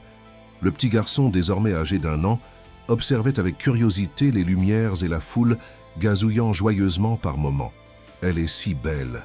murmura Sophie, ne quittant pas sa fille des yeux. « Et elle a l'air si grande, si confiante. » Mathieu sourit, ému par la fierté qui transparaissait dans la voix de Sophie. « Elle tient ça de sa mère, » répondit-il simplement. Sophie lui jeta un regard surpris. « De moi ? Je suis tout sauf confiante, Mathieu. » « Tu confonds confiance et absence de peur, » dit-il doucement. « La vraie confiance, c'est d'avancer malgré la peur. C'est exactement ce que tu fais chaque jour, et c'est ce que Léonie a appris en te regardant. » Ces paroles touchèrent Sophie plus profondément qu'elle ne l'aurait imaginé. Pendant si longtemps, elle s'était vue uniquement à travers le prisme de ses faiblesses, ses crises d'angoisse, ses moments de dissociation, sa terreur face à Vincent. L'idée que sa fille puisse avoir tiré de la force de son exemple, plutôt que d'avoir été handicapée par ses fragilités, était une perspective entièrement nouvelle. Le maire du 20e arrondissement, une femme d'une 60aine d'années, à l'allure dynamique, prit la parole pour féliciter tous les participants au concours d'écriture. Puis elle introduisit l'écrivain qui avait présidé le jury, un auteur reconnu de livres pour enfants, dont Léonie possédait plusieurs ouvrages. Lorsque vint le moment d'annoncer les gagnants, Sophie serra instinctivement la main de Mathieu, soudain aussi nerveuse que si c'était elle qui attendait le verdict. Et le premier prix, annonça l'écrivain avec un sourire chaleureux, est décerné à Léonie Moreau pour son histoire « L'étoile tombée du ciel », un récit d'une sensibilité remarquable qui nous rappelle le pouvoir transformateur de l'amour et de la compassion. Les applaudissements éclatèrent dans la salle, tandis que Léonie, les joues empourprées mais le regard brillant de fierté, s'avançait pour recevoir son prix, un beau livre relié contenant des contes du monde entier et un certificat dans un cadre doré. « Voudrais-tu dire quelques mots, Léonie ?» proposa gentiment l'écrivain en lui tendant le microphone. La fillette hésita un instant, puis acquiesça. Lorsqu'elle parla, sa voix était claire et assurée, sans trace de la timidité qui l'avait caractérisée quelques mois plus tôt. « Je voudrais remercier ma maîtresse, Madame Bonnet, qui m'a toujours encouragée à écrire, » commença-t-elle. « Et aussi ma maman, qui est la personne la plus courageuse que je connaisse. Elle m'a appris que même quand on tombe très bas, on peut toujours se relever. » Elle marqua une pause, son regard se posant sur Mathieu. « Et je voudrais aussi remercier Monsieur Mathieu, qui nous a montré qu'il existe encore des anges sur terre, même si parfois ils ne portent pas d'ailes, mais des costumes et des cravates. » Un rire attendri parcourut l'assemblée, tandis que Mathieu sentait une émotion intense lui serrer la gorge. À côté de lui, Sophie essuyait discrètement une larme. « Mon histoire parle d'une étoile qui a perdu sa lumière, » poursuivit Léonie, « mais qui la retrouve grâce à l'amour d'une petite fille. Je crois que c'est vrai dans la vraie vie aussi. Quand on aime quelqu'un, on l'aide à briller à nouveau. » Sur ces mots d'une sagesse stupéfiante pour son âge, elle rendit le microphone et rejoignit sa place sous les applaudissements nourris de l'assistance. La cérémonie se poursuivit, mais Sophie n'écoutait plus vraiment. Les paroles de sa fille résonnaient dans son esprit, révélant une compréhension de leur parcours qu'elle n'aurait jamais soupçonnée chez une enfant si jeune. Léonie n'avait pas seulement survécu à leurs épreuves, elle en avait tiré une sagesse et une profondeur qui la rendaient exceptionnelle. Après la cérémonie, alors qu'ils se dirigeaient vers un petit café pour célébrer la victoire de Léonie autour d'une glace, une gâterie rare que la fillette adorait, Mathieu reçut un appel qui le fit s'écarter pour répondre. Lorsqu'il revint vers eux, son expression était à la fois soulagée et grave. « C'était Maître Rousseau », expliqua-t-il à voix basse à Sophie, pendant que Léonie, quelques pas devant eux, montrait fièrement son prix à Louis qui tendait ses petites mains vers le livre brillant. « Les papiers pour la reconnaissance de Louis sont prêts, nous pouvons signer demain. » Sophie acquiesça, un mélange complexe d'émotions l'envahissant. Cette signature officialiserait un changement profond dans leur vie. Mathieu ne serait plus simplement leur bienfaiteur, leur ami. Il deviendrait légalement le père de Louis, lié à eux par la loi en plus des liens affectifs qui s'étaient tissés au fil des mois. Il y a autre chose, ajouta Mathieu, son ton devenant plus sérieux. Les agents de sécurité que j'ai engagés ont repéré un homme qui observait l'immeuble hier soir. D'après la description, il pourrait s'agir de Vincent. Sophie s'arrêta net, la terreur glaçant son sang. « Tu en es sûr ?»« Non, pas à 100%. Mais par précaution, j'ai renforcé la surveillance. Et je pense qu'il serait plus sûr que vous ne retourniez pas à l'appartement ce soir. »« Où irions-nous » demanda Sophie, la panique commençant. « À monter en aile. »« Chez moi » répondit simplement Mathieu. « Mon appartement est dans un immeuble sécurisé du 16e, avec gardien et caméra. Vincent ne pourrait jamais y entrer, même s'il découvrait d'une façon ou d'une autre que vous y êtes. » Sophie hésita, partagée entre la peur de Vincent et l'appréhension de franchir cette nouvelle étape avec Mathieu. Dormir sous son toit, entrer dans son espace privé, c'était un niveau d'intimité qu'ils n'avaient pas encore atteint, malgré leur proximité croissante. « Juste pour quelques jours », précisa Mathieu, sentant son hésitation. « Le temps que Maître Rousseau obtienne l'ordonnance de protection et que la reconnaissance de Louis soit officialisée. Ensuite, vous pourrez rentrer à Belleville, si vous le souhaitez. » Sophie regarda Léonie qui s'était arrêtée un peu plus loin, observant avec perplexité les adultes figés en pleine conversation. Son instinct maternel prit immédiatement le dessus sur ses réticences personnelles. « D'accord », acquiesça-t-elle. « Mais comment l'expliquer à Léonie? Je ne veux pas l'effrayer. » « On pourrait lui présenter cela comme une petite aventure, » suggéra Mathieu. « Une façon de célébrer son prix, peut-être ?» Cette idée semblait raisonnable. Sophie appela sa fille, qui les rejoignit en sautillant. « Léonie, ma chérie ?» commença-t-elle, s'efforçant d'adopter un ton enjoué. « Monsieur Mathieu nous invite à passer quelques jours chez lui pour fêter ton prix. Qu'en penses-tu? Il paraît qu'il a une vue magnifique sur la tour Eiffel depuis son salon. » Les yeux de Léonie s'écarquillèrent d'excitation. « Vraiment? On pourrait la voir s'illuminer le soir ?»« Absolument, » confirma Mathieu avec un sourire. « Et il y a même une petite chambre qui serait parfaite pour toi, avec une bibliothèque pleine de livres que ma nièce a laissés lors de ses visites. Est-ce qu'on peut y aller tout de suite ?» s'enthousiasma la fillette, toute fatigue oubliée. « Après notre glace, » tempéra Sophie. « Mais il faudrait d'abord passer à l'appartement pour prendre quelques affaires. » Mathieu secoua imperceptiblement la tête. « Pas besoin, dit-il. J'ai tout ce qu'il faut chez moi, des brosses à dents neuves, des pyjamas. Ma sœur et sa fille viennent souvent.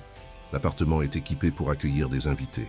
Et demain, je pourrai aller chercher ce dont vous avez besoin à Belleville pendant que vous serez en sécurité chez moi. » Sophie comprit le message implicite. Mathieu ne voulait pas qu'ils retournent à l'appartement, même brièvement, par crainte que Vincent ne les y attende. Cette réalisation renforça sa propre appréhension, mais elle s'efforça de maintenir une expression sereine pour ne pas alarmer Léonie. « C'est une excellente idée », approuva-t-elle avec un sourire forcé, une vraie petite escapade improvisée. L'appartement de Mathieu se révéla être un spacieux duplex dans un immeuble haussmannien, proche du Trocadéro.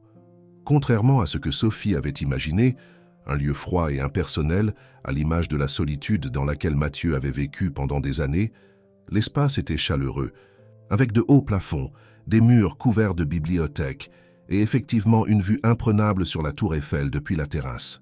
« C'est magnifique », souffla Sophie, tandis que Léonie courait déjà d'une pièce à l'autre, émerveillée par ce nouvel univers. « C'était assez austère avant, » admit Mathieu. « J'ai fait redécorer il y a quelques mois. Je crois que vous rencontrer m'a donné envie de créer un vrai foyer, pas juste un endroit où dormir. » Cette confession toucha Sophie plus qu'elle ne l'aurait imaginé. L'idée que leur présence dans sa vie avait changé Mathieu aussi profondément qu'ils les avaient changés eux-mêmes créait un sentiment de réciprocité qui effaçait la dynamique initiale bienfaiteur-bénéficiaire. La soirée se déroula dans une atmosphère étrangement domestique, comme si ce schéma familial, Mathieu préparant le dîner pendant que Sophie donnait le bain à Louis, Léonie mettant la table en bavardant joyeusement, était leur routine quotidienne depuis toujours. Après ce repas, ils s'installèrent sur la terrasse pour admirer la tour Eiffel qui s'illuminait, provoquant des exclamations enchantées de Léonie. Plus tard, alors que les enfants dormaient paisiblement, Louis, dans un berceau que Mathieu avait mystérieusement fait apparaître pour les visites de sa nièce, Léonie dans une chambre d'amis aux murs couleur lavande, Sophie et Mathieu se retrouvèrent seuls dans le salon, un verre de vin à la main. « Merci pour tout ça, » dit doucement Sophie, « pour nous avoir mis en sécurité, pour rendre cette situation effrayante presque normale aux yeux de Léonie. »« C'est normal, » répondit simplement Mathieu. « Je ferai n'importe quoi pour vous protéger tous les trois. » Le silence qui suivit était chargé de non-dits, de sentiments qui avaient grandi entre eux au fil des mois mais qu'aucun n'avait osé nommer explicitement. « Demain, je serai légalement le père de Louis, » dit finalement Mathieu, son regard fixé sur les lumières de Paris qui scintillaient par la baie vitrée. C'est étrange comme la vie prend parfois des tournants inattendus. Il y a 6 mois, j'étais un homme seul qui avait renoncé à l'idée même de famille.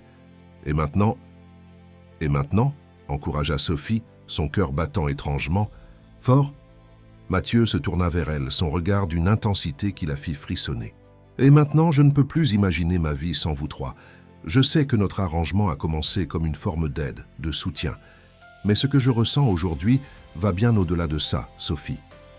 Elle retint son souffle, à la fois effrayée et impatiente d'entendre la suite.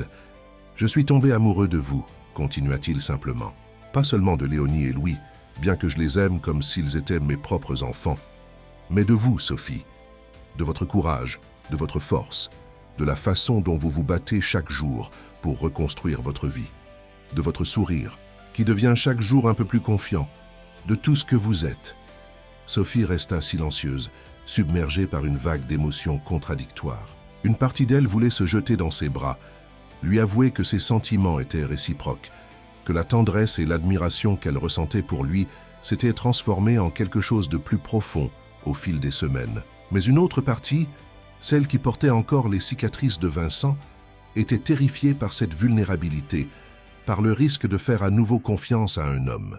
« Tu n'as pas à répondre maintenant », ajouta doucement Mathieu, lisant son conflit intérieur sur son visage. « Je voulais juste que tu saches où j'en suis. Quoi qu'il arrive avec Vincent, quelles que soient les décisions que tu prendras pour ton avenir et celui des enfants, mes sentiments ne changeront pas. Et ils ne sont assortis d'aucune condition, d'aucune attente. » Ces derniers mots touchèrent Sophie au plus profond d'elle-même. C'était peut-être la différence la plus fondamentale entre Mathieu et Vincent.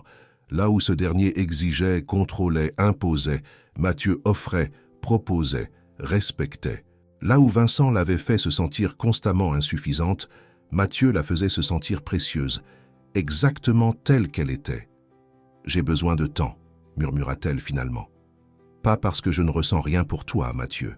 Au contraire. Mais parce que ce que je ressens m'effraie.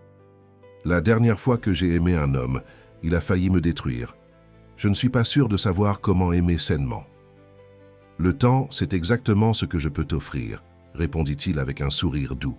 « Ça, et la promesse que jamais je ne te ferai du mal intentionnellement.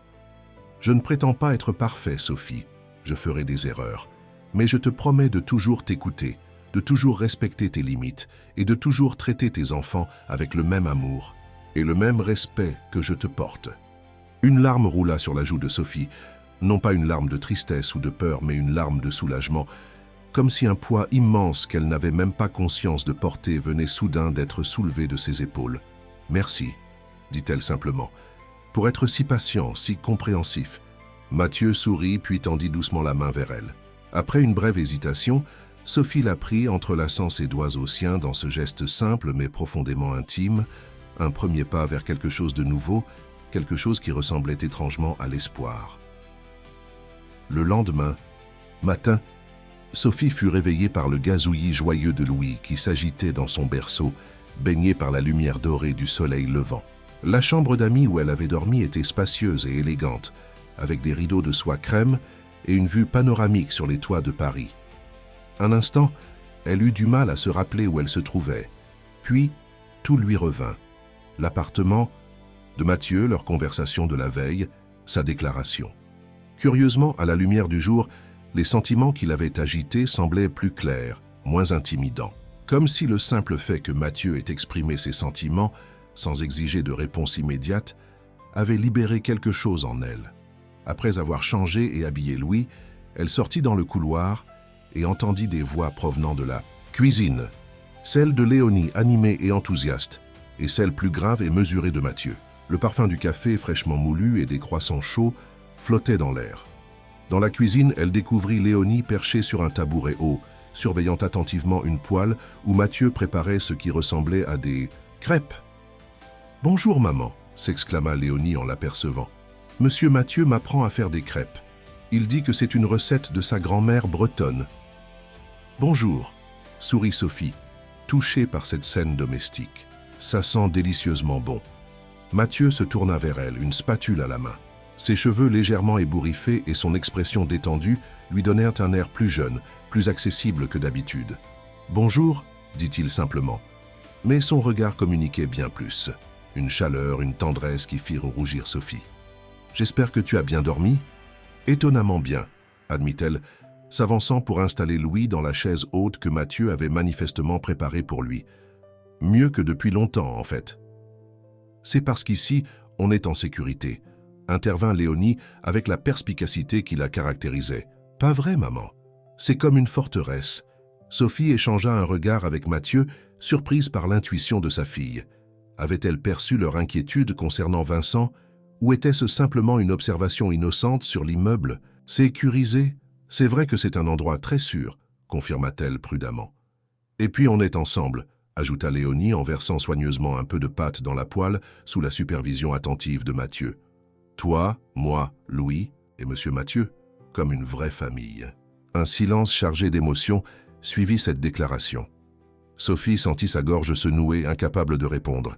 Ce fut Mathieu qui, avec une douceur infinie, posa sa main sur l'épaule de Léonie. « C'est un très beau compliment que tu nous... Fais-la, petite lionne, » dit-il simplement. Le petit déjeuner se déroula dans une atmosphère chaleureuse, presque festive. Léonie était ravie de faire goûter à tout le monde ses crêpes, et même Louis semblait particulièrement joyeux, applaudissant et gazouillant plus fort que d'habitude. Ce ne fut qu'après le repas, lorsque Léonie s'installa dans le salon, avec un livre de la bibliothèque de Mathieu, et que Louis s'endormit pour sa sieste matinale, que les adultes purent aborder les sujets plus sérieux. « J'ai reçu un message de Maître Rousseau », annonça Mathieu, en aidant Sophie à débarrasser la table. Elle nous attend à son cabinet à 14 heures pour la signature des documents de reconnaissance. Sophie acquiesça, soudain nerveuse à l'idée de cette démarche officielle qui allait lier leur vie de façon permanente. Et, concernant Vincent, l'expression de Mathieu s'assombrit légèrement. Mes contacts ont confirmé qu'il s'agissait bien de lui devant l'immeuble hier. Il est revenu ce matin, a sonné à plusieurs reprises, puis est reparti visiblement contrarié. Sophie frissonna, imaginant la colère de Vincent. Elle connaissait trop bien les signes avant-coureurs de ces explosions de violence. Maître Rousseau a déposé la demande d'ordonnance de protection en urgence, poursuivit Mathieu. Avec les rapports du docteur Leclerc et mes témoignages sur ton état quand je vous ai trouvé, elle est confiante que le juge l'accordera rapidement. En attendant, j'ai engagé une surveillance supplémentaire pour l'immeuble de Belleville et j'ai demandé à ce qu'on me prévienne immédiatement si Vincent y retourne. « Merci », murmura Sophie, profondément touchée par toutes ces mesures qu'il prenait pour les protéger. « Je ne sais pas comment nous pourrons jamais te rembourser pour tout ça. » Mathieu s'arrêta dans son geste, posant délicatement une assiette qu'il était en train d'essuyer. « Sophie, il n'a jamais été question de remboursement. Ce que je fais, je le fais parce que vous comptez pour moi, tous les trois. » Il s'approcha d'elle, hésitant visiblement sur la distance à maintenir après sa déclaration de la veille. « Je ne veux pas te mettre la pression. Ce que je t'ai dit hier soir reste vrai. Mes sentiments ne sont assortis d'aucune attente. Que tu choisisses de rester à Belleville ou ici, que tu veuilles qu'on soit simplement amis ou plus, je continuerai à vous soutenir. Toujours. » Sophie le regarda longuement, frappée une fois de plus par la différence fondamentale entre cet homme et celui qui l'avait tant fait souffrir. Vincent avait toujours exigé, pris, dominé. Mathieu lui offrait, donnait, respectait. « J'ai beaucoup réfléchi cette nuit, » dit-elle finalement. « À nous, à ce que tu m'as dit. Et je crois que je suis prête à essayer, Mathieu. Pas à me précipiter, mais à ouvrir cette porte, à voir où cela pourrait nous mener. Si tu es d'accord pour y aller doucement. » Le visage de Mathieu s'illumina d'une joie si pure, si profonde, que Sophie sentit son cœur s'accélérer. « J'attendrai le temps qu'il faudra, » dit-il simplement. « Nous avons tout notre temps. » Ils se regardèrent un long moment, puis, dans un geste qui semblait aussi naturel qu'inévitable, Mathieu se pencha vers elle. Sophie ferma les yeux, son corps tout entier tendu dans l'anticipation de ce premier baiser. La sonnerie stridente du téléphone de Mathieu brisa brutalement l'instant. Il s'écarta avec un soupir frustré, puis décrocha en voyant le nom qui s'affichait sur l'écran. « Oui, Philippe », répondit-il, faisant référence au chef de la sécurité qu'il avait engagé. Son expression changea instantanément, passant de la contrariété à une inquiétude profonde. « Quand ? Il a dit ça ? Non, surtout n'intervenez pas directement. Appelez la police. Oui, nous sommes en sécurité. Tenez-moi informé. » Il raccrocha, le visage grave. « Vincent est revenu à l'immeuble de Belleville », expliqua-t-il à Sophie qui s'était figée, alarmée par son ton. Cette fois, il était agité. Il a menacé la concierge, exigeant de savoir où vous étiez. Quand elle a dit qu'elle l'ignorait, il est devenu violent verbalement. Il a juré qu'il te retrouverait, que tu ne pouvais pas lui voler son fils. Sophie porta une main à sa bouche, la terreur familière l'envahissant à nouveau. « Oh mon Dieu » murmura-t-elle, « il ne s'arrêtera pas, n'est-ce pas ?» La police a été appelée, la rassura Mathieu, et il ne sait pas où vous êtes. Vous êtes en sécurité ici, Sophie, je te le promets. Mais la peur qui s'était emparée d'elle n'était pas si facilement apaisée. Sophie connaissait la détermination de Vincent, sa capacité à manipuler les autres, à trouver les failles dans n'importe quel système. « Si la police l'arrête, ce ne sera que temporaire, » dit-elle tremblante. « Il paiera une caution ou trouvera une excuse, et il recommencera. Et s'il découvre pour la reconnaissance de Louis, s'il apprend que tu vas légalement devenir son père, il deviendra fou de rage, Mathieu. Tu ne sais pas de quoi il est capable. » Quand il se sent défié, Mathieu la prit doucement par les épaules, son regard ancré dans le sien. « Sophie, écoute-moi. Je comprends ta peur, vraiment, mais nous avons pris toutes les précautions possibles. L'ordonnance de protection sera bientôt en place. La reconnaissance de Louis créera une barrière légale supplémentaire. Et physiquement, il ne peut pas vous atteindre ici. » « Je sais, mais... »« Maman ?» La voix de Léonie les interrompit. La fillette se tenait dans l'encadrement de la porte, son livre serré contre sa poitrine, les observant avec une expression inquiète. « Pourquoi tu as l'air si effrayée ?» Sophie s'efforça de composer un sourire rassurant. « Ce n'est rien de grave, ma chérie, juste un petit problème d'adulte. C'est à cause de papa, n'est-ce pas ?» demanda Léonie, sa perspicacité habituelle perçant à jour leur tentative de la protéger. « Il nous a retrouvés ?» Sophie échangea un regard alarmé avec Mathieu. Ils avaient toujours été prudents pour ne pas parler de Vincent devant Léonie, essayant de lui épargner cette source d'anxiété. « Comment ?» commença Sophie, mais Léonie l'interrompit. « Je t'entends parfois la nuit quand tu fais des cauchemars, » expliqua la fillette d'une voix étrangement mature. « Tu dis son nom et tu as peur. Et puis, je me souviens de lui, maman. Je me souviens. Comment il te faisait pleurer. Comment il cassait des choses quand il était en colère. » Sophie sentit son cœur se briser en 1000 morceaux. Malgré tous ses efforts pour protéger sa fille, Léonie avait été témoin de bien plus qu'elle ne l'avait imaginé. « Oh, ma chérie » murmura-t-elle en s'agenouillant pour être à la hauteur de sa fille. « Je suis tellement désolée que tu aies vu tout ça, que tu t'en souviennes. »« Ce n'est pas grave, maman », répondit Léonie en posant sa petite main sur la joue de sa mère. « Ce qui est important, c'est qu'on est parti. Et maintenant, on a Monsieur Mathieu. » Elle se tourna vers Mathieu, qui s'était également agenouillé à côté de Sophie. « Vous ne laisserez pas papa nous faire du mal, n'est-ce pas ? » « Jamais, » répondit-il avec une ferveur qui ne laissait place à aucun doute. « Je vous protégerai toujours, Léonie. Toi, Louis et ta maman. C'est une promesse. » La fillette acquiesça solennellement, puis, dans un geste qui surprit les deux adultes, elle passa ses bras autour du cou de Mathieu et le serra contre elle. « Je sais, » dit-elle simplement, « parce que vous nous aimez. Et l'amour est plus fort que la peur. » Mathieu la serra à son tour, profondément ému par cette confiance. Absolue. Par-dessus l'épaule de Léonie, il rencontra le regard de Sophie, y lisant une émotion similaire à la sienne, un mélange d'émerveillement devant la sagesse de cet enfant et de détermination renouvelée à la protéger, quoi qu'il en coûte.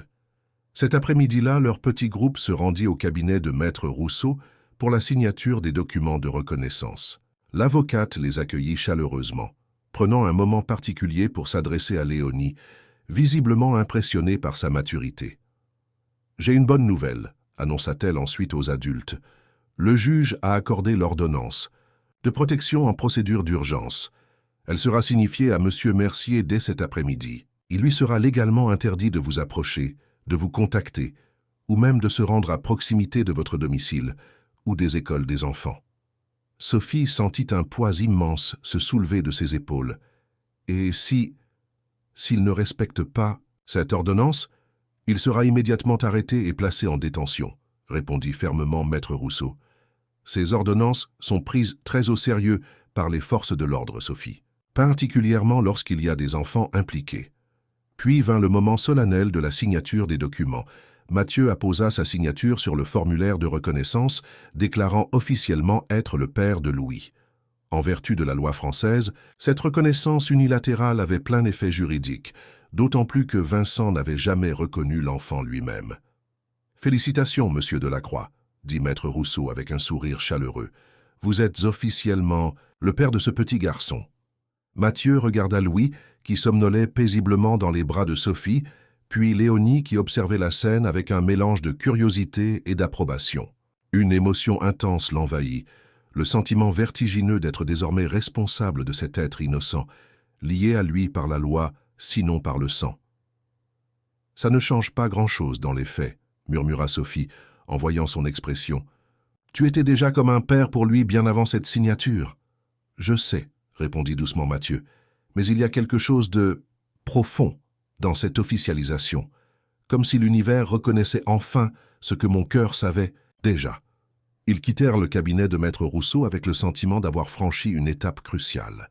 Non seulement ils avaient renforcé leur protection légale contre Vincent, mais ils avaient aussi solidifié les liens qui les unissaient en tant que famille. Une famille non conventionnelle, forgée dans l'adversité, mais une famille néanmoins. Cette nuit-là, alors que les enfants dormaient paisiblement dans leurs chambres respectives, Sophie et Mathieu se retrouvèrent à nouveau sur la terrasse, contemplant la tour Eiffel illuminée qui se découpait majestueusement contre le ciel nocturne de Paris. « Tu sais ce qui est étrange ?» dit doucement Sophie. « Il y a 6 mois, j'étais sous un pont, terrifié, sans espoir.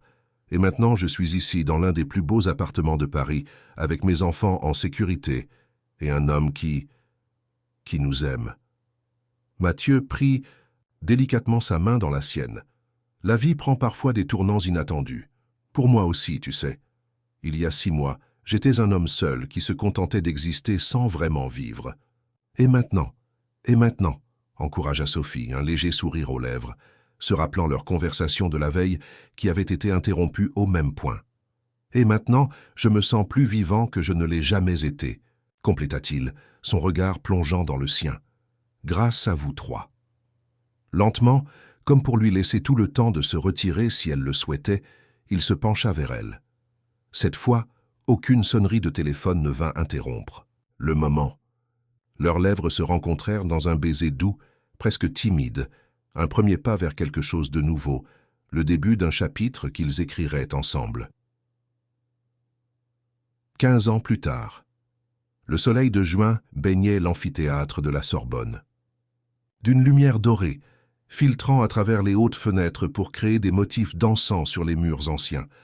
L'atmosphère était solennelle, mais joyeuse, emplie du bourdonnement excité des conversations et du froissement des toges d'universitaires. Assise au 3e rang, Sophie Delacroix-Moreau observait avec une fierté indicible la scène qui se déroulait devant elle. À ses côtés, Mathieu tenait sa main serrée dans la sienne, son regard tout aussi ému fixé sur l'estrade où les diplômés attendaient leur tour d'être appelés. Léonie Delacroix-Moreau, annonça le doyen de la faculté de lettres, diplômée avec mention très bien, lauréate du prix Jean Genet pour son mémoire Écriture de la résilience, la métaphore comme outil de guérison dans la littérature contemporaine. Une jeune femme de 23 ans s'avança pour recevoir son diplôme. ses longs cheveux châtains cascadant en boucles douces sur sa toge noire. Son visage, qui avait conservé quelque chose de l'innocence de l'enfant qu'elle avait été, rayonnait de bonheur et d'accomplissement. « Bravo, grande sœur !» s'écria une voix enthousiaste depuis le siège voisin de Sophie. Louis, désormais un adolescent de 16 ans, au sourire facile et au regard vif, applaudissait à tout rompre, ignorant joyeusement le protocole qui recommandait d'attendre la fin de la cérémonie pour les manifestations d'enthousiasme. Sophie lui jeta un regard faussement réprobateur, mais elle ne pouvait cacher son propre sourire. Comment aurait-elle pu en vouloir à son fils d'exprimer si spontanément sa fierté pour sa sœur? Cette joie bruyante, cette confiance inébranlable en soi et en l'avenir était précisément ce qu'elle avait souhaité pour ses enfants, l'opposé exact de la peur et de l'insécurité qui avaient marqué ses propres jeunes années. La cérémonie se poursuivit, mais Sophie était perdue dans ses souvenirs, revivant le chemin parcouru depuis cette nuit glaciale de décembre où tout avait commencé.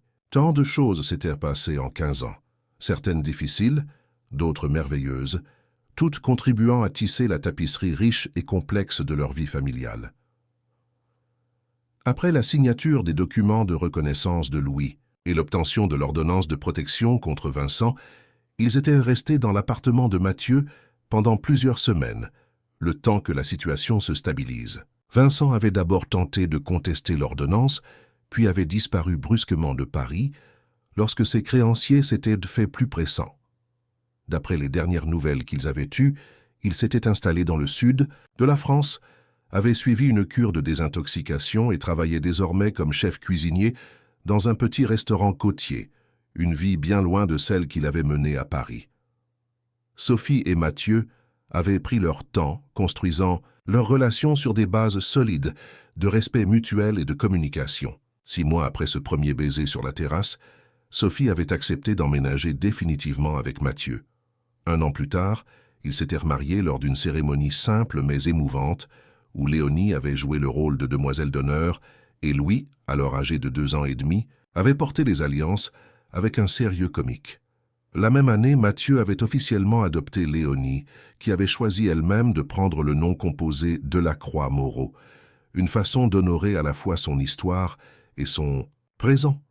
Sophie avait terminé sa formation de secrétaire médicale, puis, encouragée par Mathieu et le docteur Leclerc, avait repris des études pour devenir assistante sociale, spécialisée dans l'accompagnement des femmes victimes de violences conjugales. Son expérience personnelle, combinée à sa formation, faisait d'elle une professionnelle particulièrement empathique et efficace, capable de comprendre les peurs et les réticences de ces femmes brisées qui lui rappelaient tant celles qu'elle avait été. Quant à Mathieu, il avait progressivement transformé son entreprise, y intégrant une dimension sociale qui lui avait autrefois fait défaut. Il avait créé une fondation qui finançait des programmes d'aide aux familles monoparentales en difficulté, offrant non seulement un soutien financier, mais aussi un accompagnement vers l'autonomie. « À quoi penses-tu » murmura Mathieu, la ramenant au présent alors que la cérémonie touchait à sa fin. « À tout ce chemin parcouru » répondit-elle doucement. À cette petite fille pieds nus qui entrait dans une épicerie de nuit et à cette jeune femme brillante qui reçoit son diplôme de la Sorbonne. Mathieu serra sa main plus fort. « Tu as fait un travail remarquable avec elle, Sophie, avec les deux. Nous avons fait ce travail ensemble, » corrigea-t-elle avec un sourire tendre. « Je n'y serais jamais arrivé sans toi. »« Si tu y serais arrivé, » affirma-t-il avec cette conviction tranquille qui le caractérisait. « Tu es la personne la plus forte que je connaisse, mais je suis heureux d'avoir pu être à tes côtés pour ce voyage. » Après la cérémonie, ils retrouvèrent Léonie dans la cour pavée de la Sorbonne, où les nouveaux diplômés posaient pour des photos sous le soleil éclatant de juin. « Félicitations, ma chérie !» s'exclama Sophie en serrant sa fille dans ses bras. « Nous sommes tellement fiers de toi. »« Merci, maman », répondit Léonie, ses yeux brillants d'émotion. Puis elle se tourna vers Mathieu. « Et merci à toi aussi, papa, pour tout. » Même après toutes ces années, l'entendre l'appeler papa touchait profondément Mathieu. Léonie avait commencé à l'appeler ainsi quelques mois après son adoption officielle, dans un moment parfaitement ordinaire. Il l'aidait à faire ses devoirs de mathématiques, rendant ce choix d'autant plus précieux qu'il avait été qu'un naturel non forcé. « Ma petite lionne devenue grande », dit-il en l'embrassant sur le front, « Tu as dépassé toutes nos espérances. » Louis, qui avait hérité de la grande taille de Mathieu, mais conservé les yeux bleus perçants de sa mère, enlaça sa sœur à son tour. « Alors, c'est quoi la prochaine étape, madame l'écrivaine » demanda-t-il avec un sourire taquin. Car Léonie n'était pas seulement une brillante diplômée en littérature, elle était aussi une auteure en herbe prometteuse. Ses nouvelles avaient déjà été publiées dans plusieurs revues littéraires respectées, et un éditeur s'était montré intéressé par le recueil qu'elle préparait, inspiré en partie par l'histoire de sa famille. « J'ai une surprise. » En fait, annonça Léonie, un sourire mystérieux aux lèvres. « 2 surprises, pour être exact. La première, c'est que mon recueil de nouvelles sera publié en septembre. Il s'appellera « Promesse tenue ». Des exclamations de joie accueillirent cette annonce. Mathieu serra sa fille adoptive contre lui, murmurant des félicitations émues à son oreille. « Et la deuxième surprise ?» demanda Sophie, intriguée, par l'expression à la fois excitée et solennelle de sa fille.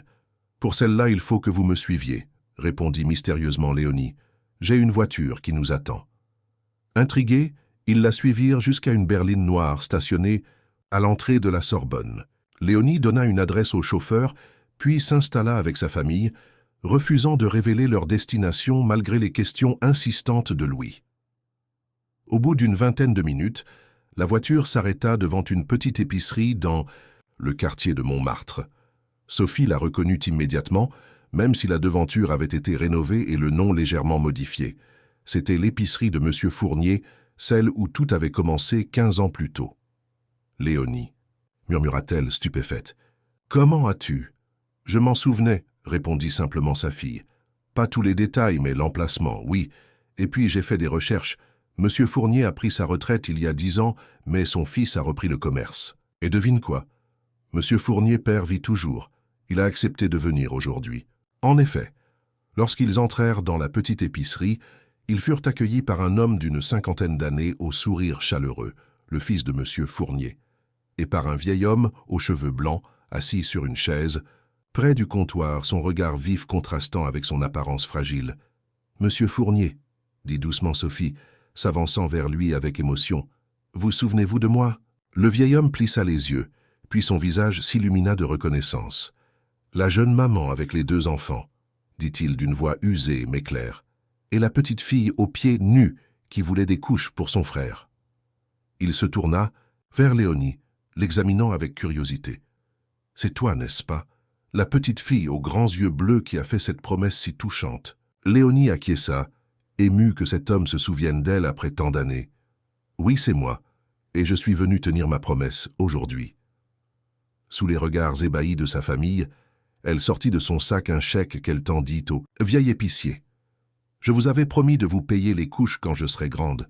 Je suis grande maintenant. » Monsieur Fournier prit le chèque avec des mains tremblantes, puis éclata d'un rire chaleureux. « Tu t'en es souvenu pendant toutes ces années. Quelle mémoire, ma petite, quelle intégrité. »« Je n'ai jamais oublié, » répondit gravement Léonie. « Comment aurais-je pu? Cette nuit-là a changé nos vies à jamais. » Elle se tourna vers Mathieu, qui observait la scène avec émotion. « Si vous n'aviez pas été là ce soir-là, si vous n'aviez pas décidé d'acheter un paquet de cigarettes à une heure impossible, qui sait ce que nous serions devenus? J'ai souvent raconté votre histoire, vous savez, » intervint M. Fournier s'adressant à tous. « L'histoire de la petite fille courageuse et de l'homme d'affaires au grand cœur. Je la raconte à mes petits-enfants pour leur montrer que la bonté existe toujours dans ce monde, même quand tout semble sombre. » Sophie ne put retenir ses larmes, submergée par l'émotion de ce retour aux origines, de ce cercle qui se bouclait parfaitement. « Nous aussi nous racontons cette histoire, » dit-elle doucement. « C'est notre histoire fondatrice, en quelque sorte. »« Et maintenant, elle sera racontée encore plus largement, » ajouta Léonie. « Mon recueil de nouvelles commence par cette nuit-là, même si j'ai changé les noms et certains détails. » Elle se tourna vers le fils de M. Fournier. « J'aimerais faire quelque chose de spécial avec ce chèque, si vous êtes d'accord. J'aimerais qu'il serve à créer un petit fonds, ici, même dans cette épicerie. Un fonds qui permettrait d'aider d'autres personnes en situation d'urgence, comme nous l'étions ce soir-là. » L'homme acquiesça, visiblement touché par cette proposition. « Ce serait un honneur. Nous pourrions l'appeler le Fonds Léonie. Qu'en pensez-vous? »« J'aimerais mieux le Fonds des promesses. » répondit Léonie avec un sourire. Car c'est bien de cela qu'il s'agit, n'est-ce pas? De tenir ses promesses, même celles qui semblent impossibles sur le moment. Ce soir-là, ils célébrèrent la double victoire de Léonie, son diplôme prestigieux et la publication prochaine de son premier livre dans le restaurant préféré de la famille, un petit bistrot authentique près du canal Saint-Martin. L'atmosphère était joyeuse, emplie de rires, de projets d'avenir et de souvenirs partagés.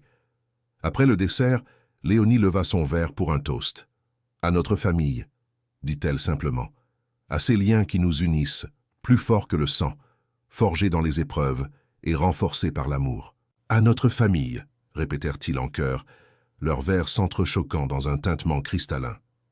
Plus tard, alors qu'ils rentrèrent tranquillement vers leur maison du 16e arrondissement, ils avaient déménagé de l'appartement de Mathieu quelques années plus tôt pour une demeure plus spacieuse avec un jardin. Sophie et Mathieu marchaient légèrement en retrait, observant leurs enfants qui avançaient devant eux, plongés dans une conversation animée. « Tu imagines, » murmura Sophie, « si quelqu'un m'avait dit cette nuit-là sous le pont Caulaincourt que 15 ans plus tard nous serions ici, avec nos enfants heureux et accomplis, notre mariage solide, nos carrières épanouissantes. J'aurais cru à une cruelle plaisanterie. » Mathieu passa son bras autour de ses épaules, l'attirant contre lui. Et pourtant, c'est notre réalité, une réalité que nous avons construite jour après jour, pas à pas. C'est Léonie qui a tout déclenché, tu sais, dit Sophie avec un sourire tendre. Avec sa promesse innocente, sa détermination à trouver de l'aide pour son frère, elle a toujours été notre boussole morale, notre petit phare dans la tempête. Elle tient ça de sa mère, répondit Mathieu, reprenant délibérément les mots qu'il avait prononcés plus tôt dans la journée. Sophie secoua la tête, mais cette fois sans protester. Au fil des années, avec l'aide de la thérapie et le soutien constant de Mathieu, elle avait appris à reconnaître sa propre force, à s'attribuer le mérite de ses accomplissements. Peut-être un peu, concéda-t-elle, mais ce que nous sommes aujourd'hui, nous le devons à chacun d'entre nous, à ta générosité initiale, à la résilience de Léonie, à la joie contagieuse de Louis, et oui, à ma détermination à nous sortir de l'enfer que Vincent avait créé. Elle s'arrêta un instant, contemplant ses enfants qui marchaient devant. Elle, Léonie, la jeune femme brillante et sensible qu'elle était devenue. Louis, l'adolescent confiant et chaleureux, qui n'avait jamais connu la peur et l'insécurité qui avaient marqué ses premiers mois de vie. « Tu sais ce que je trouve ? Le plus extraordinaire, reprit-elle doucement. Ce n'est pas que nous ayons survécu, c'est que nous ayons appris à vivre pleinement, à aimer sans réserve, à faire confiance à nouveau. C'est ça, le vrai miracle. » Mathieu la regarda avec tendresse, admirant une fois de plus la sagesse de cette femme qui avait transformé sa propre vie, autant qu'il avait contribué à transformer la sienne. « Tu as raison, » dit-il simplement. « C'est ça, le vrai miracle. Et chaque jour, je remercie le hasard, le destin ou quoi que ce soit d'autre qui m'a conduit dans cette épicerie cette nuit-là. » Ils continuèrent à marcher en silence, main dans la main vers leur maison, où tant de souvenirs heureux avaient été créés et où tant d'autres les attendaient encore. Car si leur histoire avait commencé dans le froid et la peur, elle se poursuivait dans la chaleur